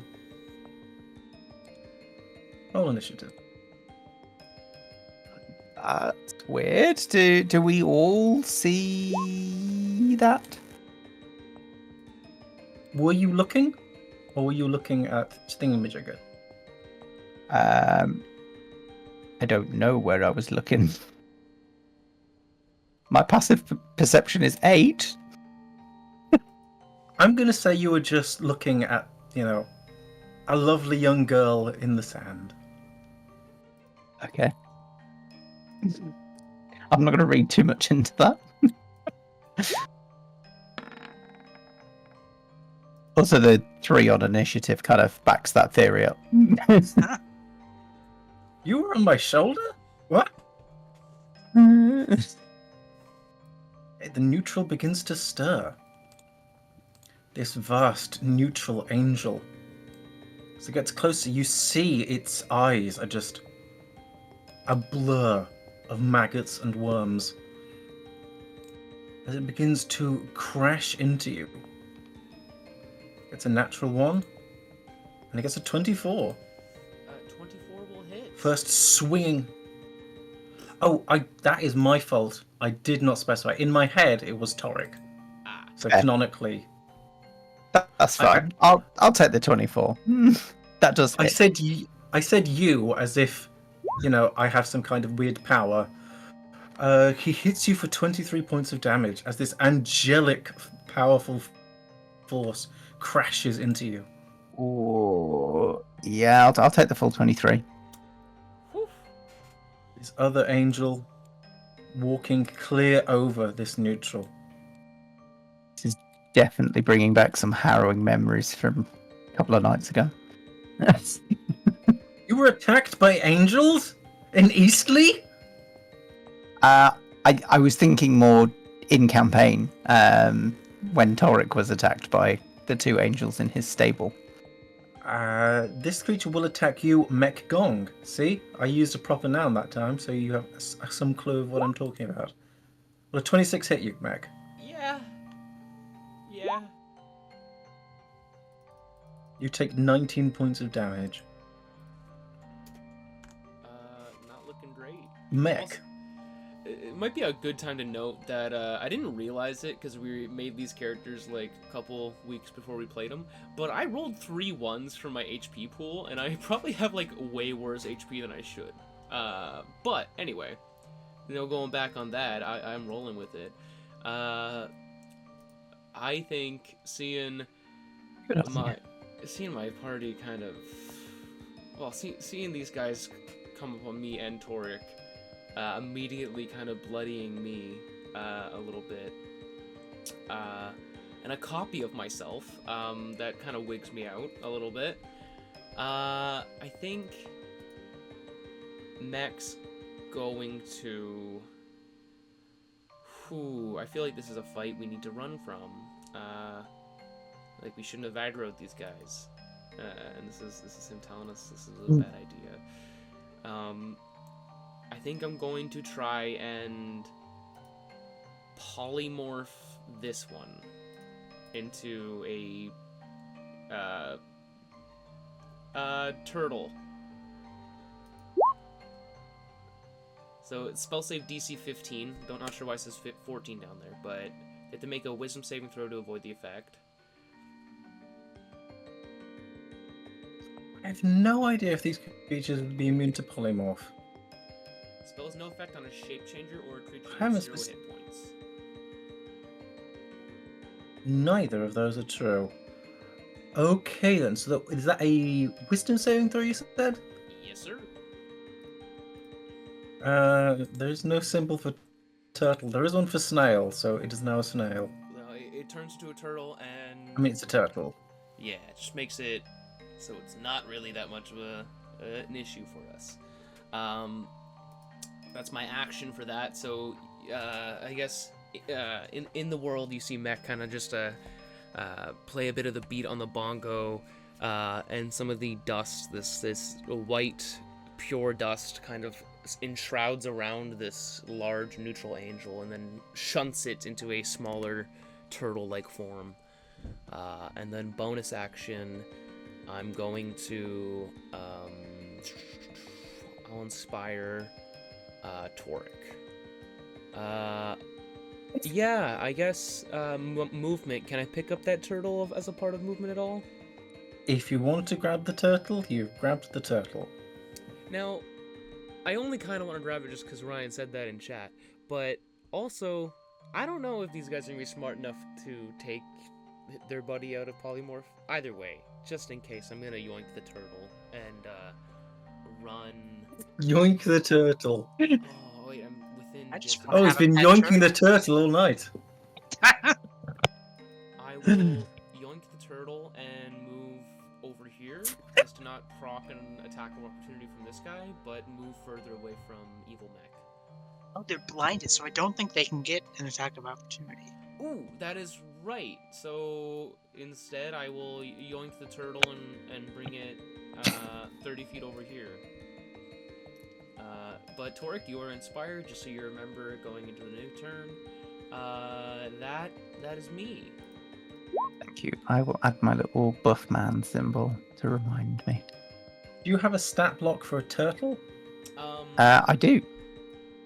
You just have one of those in a little Yeah. card in your wallet next to your wedding photograph, waiting for this day to come. I don't have one on Roll20, sadly, but I have one somewhere else. Sorry if that's not helpful. Just I can checking. just quickly post a picture of it in... And not like a turtle, not like a man tortoise or anything like that. Just a normal turtle. No. Just a normal turtle. Okay. I like the idea that you just have a turtle stat block. Yeah, why do you... Just why something is you this carry so- there is- around with you. It's better not to know, but I mean, it is just a standard 5e turtle stat block. Might even be in the compendium, thinking about it. I checked. It did not come up. Oh. Fair enough. There's 2 hit points, Alright, 17 what do you AC. mean? That's why I picked it, because it's hard to hit, but has low HP. 15 AC, according to this. Ah. Yeah. Dan's one is canonical because it means so much to him. But is that your turn? Oh, yeah, that was my Okay, turn. the neutral that has stolen your face, those terrifying shining white eyes, points its hand towards the turtle. You hear it curse out foul words in your same strong, almost musical voice, but now guttural and snarling. The turtle makes a DC 14 wisdom saving throw. On a fail, they will take 4d6 psychic damage. Even on a success, this creature will no longer be a turtle. I see. Oh, he talked to me before, don't you worry. Oh yeah, we talked about this. We've been talking about this for months, actually. I just saw the disclaimer of this is not legit. Like, oh, okay. He shrieks out this curse towards the turtle. You see it damaged, and your spell unwinds as it becomes an angel once again. This neutral stands silently, unmoving. Timon reaches down and tries to... Yeah, he tries to drag you up. He holds out his arm. Onto the ship, you fool! I grab hold. Grabs hold. He brings you back to the boat. I'm going to say that's his action.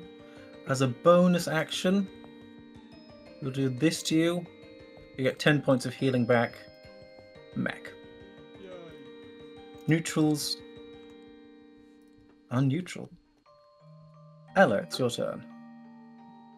Right. Toric, I think we should run. Ella's gonna get up from prone, so that costs half her movement. There's nothing I can really do to stop these angels, so yeah, I'm just going to go and dash onto the boat, which is exactly 30 feet away, so that's kind of fitting. That is Fair Ella's turn. Fair enough. Did the angel by the boat take some damage? Because it got psychic blasted or... As you However say you this, wanna- Timon turns the party. This boat is not particularly fast. It's your turn, Toric. Thank you for the hint, Timon. Always in good timing. And I would like to... these angels hit pretty hard, so I think I am going to bonus action Rage, activate Danger Face. I will not swap tokens on this occasion, just to keep it easy. But both these two creatures next to me will take 3 fire damage, as the fiery swarm of embers starts to swirl around Toric What's the radius as of his that? 10 feet. 10 feet. You see the banner, which you so beautifully created, begin to go up in smoke. No! Oh well, didn't think of that. I was focusing on the big angel guy next to me. And I'm going to take 2 attacks at him with my halberd. Which will be an 18 and a 15. Oh, do I get an advantage because he's blind? Do Or is you it get just an advantage if he's blind?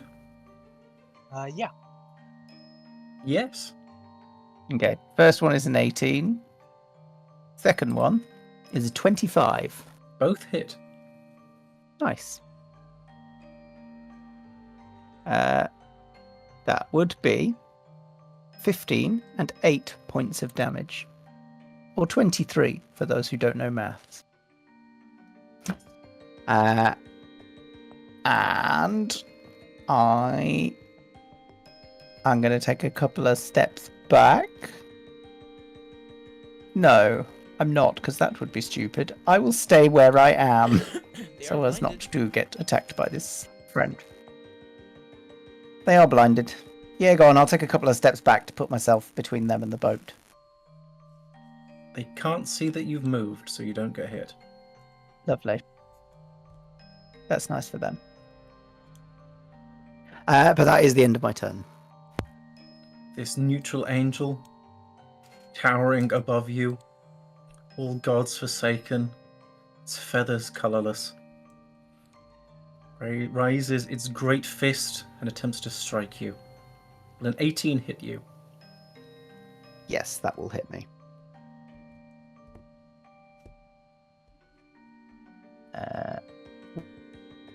What kind of damage is that it's doing? What's the bludgeoning? That's fine. I can absorb a bit of that. Lovely times. The second one will miss. No, This it will. This neutral angel, towering above the boat, kind of like, you know when a 5-year-old gets in one of those mini cars for 5-year-olds that they can pedal. It's that kind of ratio of size. Looming over the boat, he will attempt to strike you, Ella. 18 will hit. Mek. Oh shit. So shouldn't polymorph that guy because he's just gonna get conked out of it. I think I'll just hack and slash into this guy. I think that's maybe the best thing to do right now. Try to just take the attention off Ella a little bit and go, yeah, come here, you big neutral angel, bitch! And slash into this. Natural 1 and a 19. 19 will hit. 9 points of piercing damage is not that great. You have advantage, Mek, because the angel is blinded. Thank you. Thank you so much. So that's the first attack. And then second attack. 18. That will hit. Sweet. I'm not rolling that great.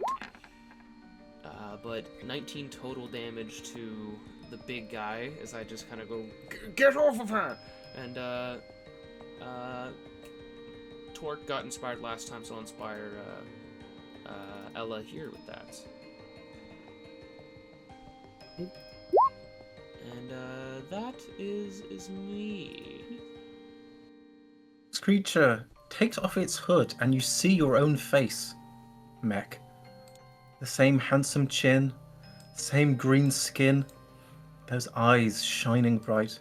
He walks towards you with you're the same air of bonhomie and friendliness that you walk with. There's nothing to be frightened of in hell, not for one who lived a sinful life as us. Come back. I have no idea what awaits you.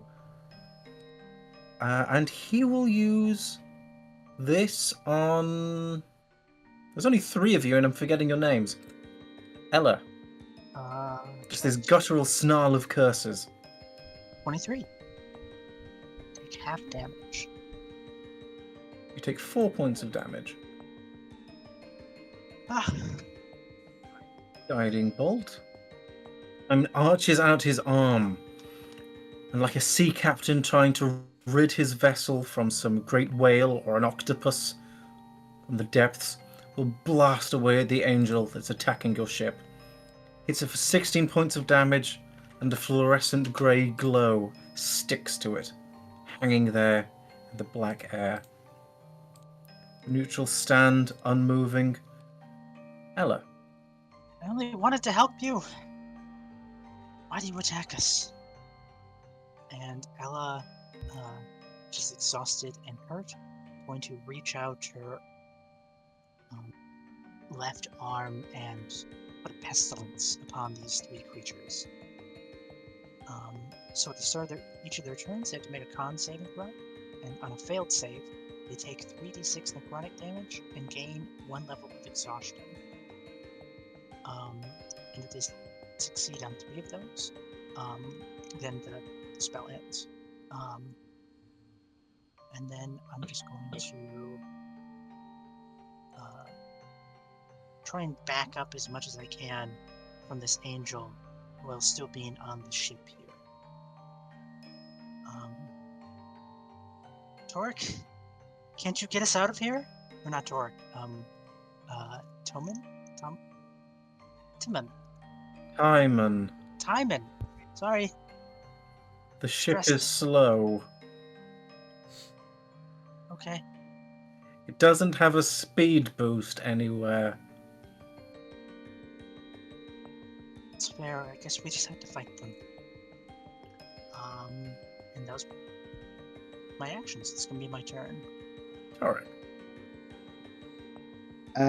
Yeah, I'm just gonna keep things when I look at this fella over here, the Mek guy, does he look like Mek to me? Or just another random neutral? You see a random neutral. It looks to be a dwarf. Okay, cool. In which case, I probably wouldn't pay that one much attention because he's just a little dude, and I'm going to swing at the big old angel because I've got some unfinished business with these guys. And it's going to be halberd, boost of fire. Ooh. That's one attack. 24. Yep. You have another attack. Followed by the 18. Both hit. So that will be 11 plus 12, but I am going to add Mek's D8 of damage to this as well, so that is a 6 as a bonus. So that will be a 11, 18, 29, I want to say. Nice. And then I'm also going to boost out a blast of fire that will damage both these guys near me for 3 points of fire damage. Hey, it all adds up. And that is everything I can do. If you move away, they might not be able to follow you if they fail to save on this disease. Their speed will reduce to 5. Uh-huh. Just in which case, I'll put you guys in danger by coming closer to the boat. Does it make the save? Yeah, it makes a save. You see its angelic form resisting the infection. Raises up its great hands once. 16. Second, 12. Toric. The 16 will hit, and there's nothing I can do. The 12 will not. Take 8 if you're raging. I do, but I'm going to reduce that one by 7. So it will be 16 down to 9, and then halved to 4. Please. I don't know if that would be 1 or nothing. Using my... Either way, it's a difference in 1 point of damage. No. I assume I would reduce it before I halve it, because I only halve the damage that I take, and I think you would halve it first, then That's what I do. When I make a cake, I halve. It's a common baker's practice. You halve the cake and then you Halve the cake and reduce. It's in every. Open a cookbook for once in your Wisconsin life. Maybe I will. Maybe you will. Yeah. I'll show you. Make a nice Polish cake. Your people are renowned for their baking skills. No, they're renowned for That we are. cheese. After that vicious exchange, which almost came to violence, this neutral angel will attempt to strike you twice. Mek 13, 17. Those will both miss. A 17? Oh, you've got good armor for a bard. I have an 18 AC Mek. with all my bonuses of dex and armor. But continuing the battle with this large angel, if it weren't for like martial abilities, I would not be able to wear this armor. But continuing with these pike hits, I will hack and slash into the big angel guy. 23 and 25. Both hit. 6 and 9 there.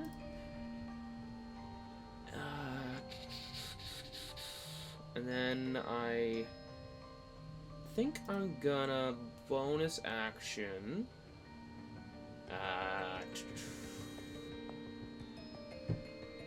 How is everyone looking health-wise?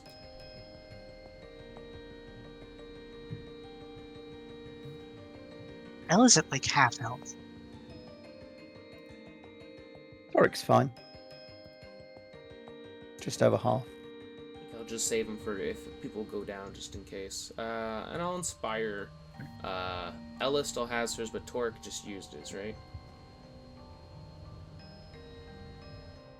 I still have inspiration. Yeah, no, that's right, I did. Alrighty, then inspire Toric with that as I dodge out the way of the two blows and match the blows myself into this angel. This battle song is much more drum-filled, and he inspires Toric with it and ends his turn.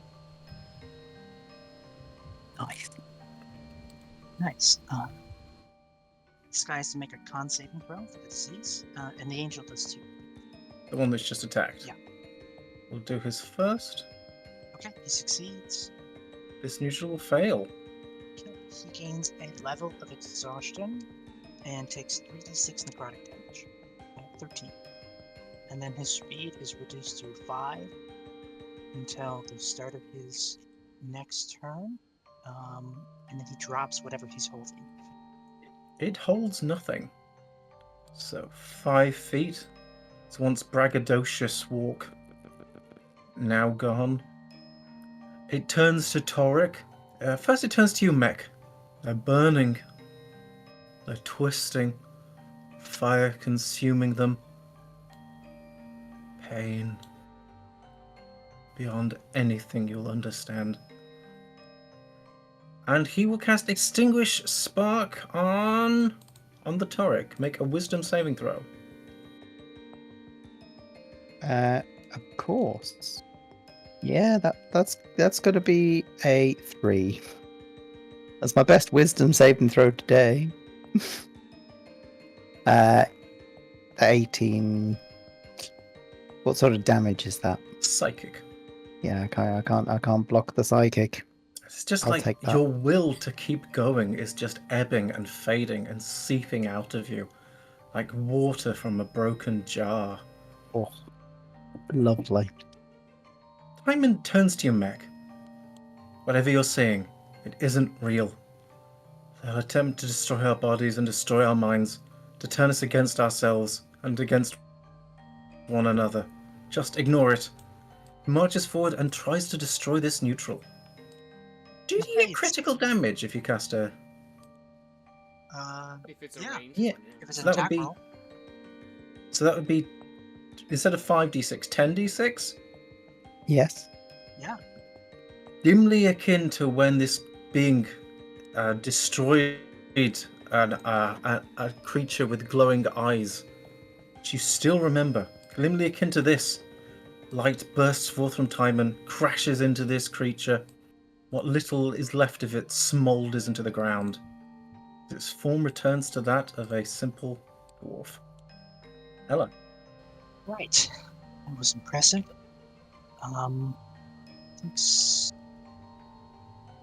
Yeah, I'll wait on healing until you guys look a little more injured.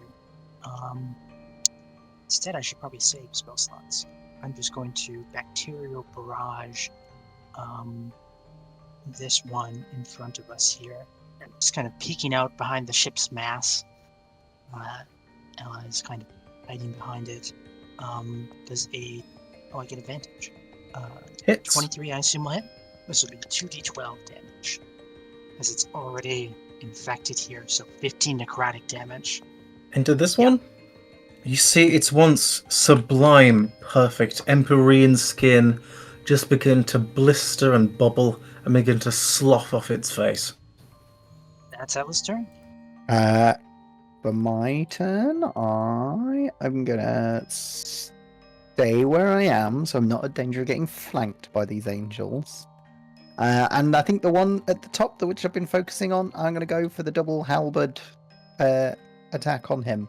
And that is a 26 and a 24. Both hit. So that will be 13 damage from the first one, as he's just swinging this massive axe about. And I think I'm going to have to back the second one up with a burst of holy energy as I put a divine smite behind it. And do a total of 17 damage, which, if you need it dividing, is 8 physical damage and 9 radiant so damage. Altogether, you've done 30 damage. Yes. Test my maths, why don't you? You crash into this figure, holy light bursting into it. You've knocked whole segments out, and you can see the light pouring from behind it as you're tearing this creature to pieces. Is that your turn? That is my turn. I won't use my radius because I will fry my allies in the process.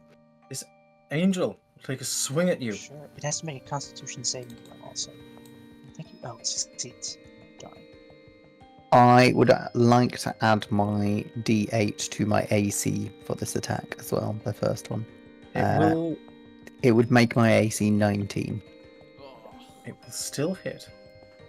Fair enough. And that only works for one attack, I'm guessing? As you build up courage to defend yourself with the spirit of your friends, you will overcome as the force crashes into you like a tumbling boulder.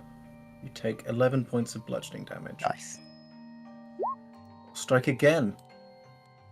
This time cleanly missing you. Second neutral angel. Attempt to climb onto the ship. Its heaving body just sort of...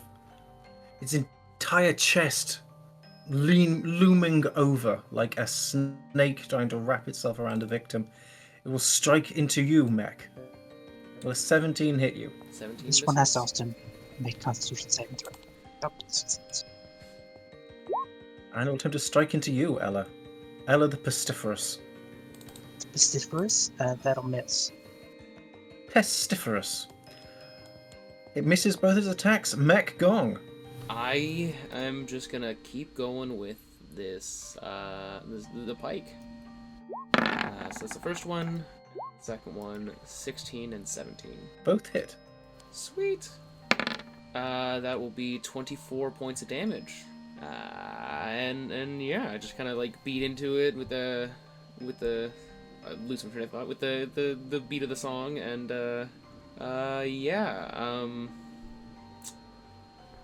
How's everyone looking health wise?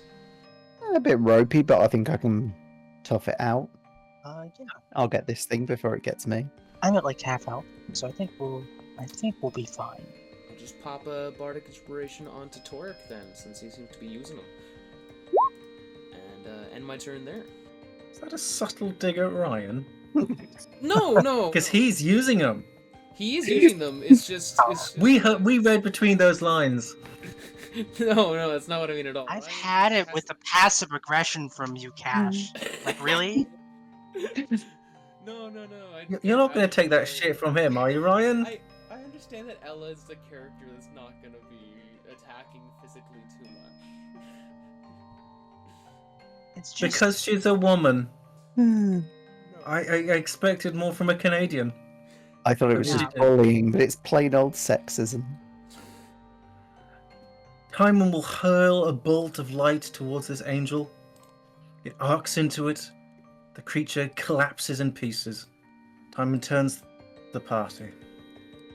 Well, I think the intervention we will make will bring some good to this monstrous place. But please, these gambits that you are attempting, and as he begins to just ever so slightly lecture you, one of the neutrals stumbles forwards and throws something. Not so it's like trying to hit you, but throws something at you, Mek. What is these guys' fascination with me? In- What? Yeah, I go to check out what they throw. It appears to be a small section of a book, like I feel like a few pages of a book, still just bound together. It seems incredibly old. You don't know how it would have avoided disintegration. Timon turns to you and say, "Whatever it is, destroy it. Whatever it is, this is tricks. This is schemes. Try to send us against one another and destroy ourselves." I read it. You read this.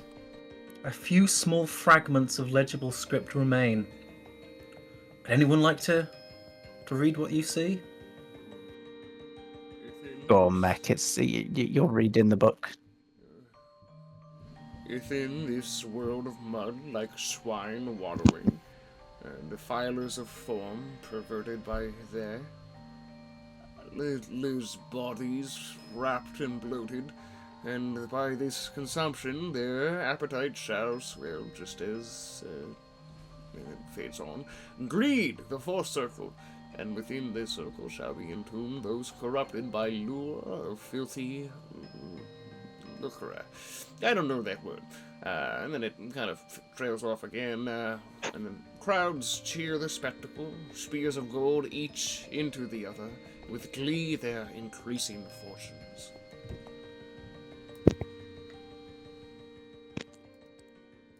As Time tries to knock the book out of your hand. End of session. Thank you so much for watching the second episode of our Chains of Asmodeus campaign here on Dicebound. I am your editor, Cash McLeod, and player, Mek Gong. Special thanks to our other players, Dan, who played Toric, Ryan, who played Ella, and our DM, of course, the wonderful Oliver. Thank you all for watching. Have a great day.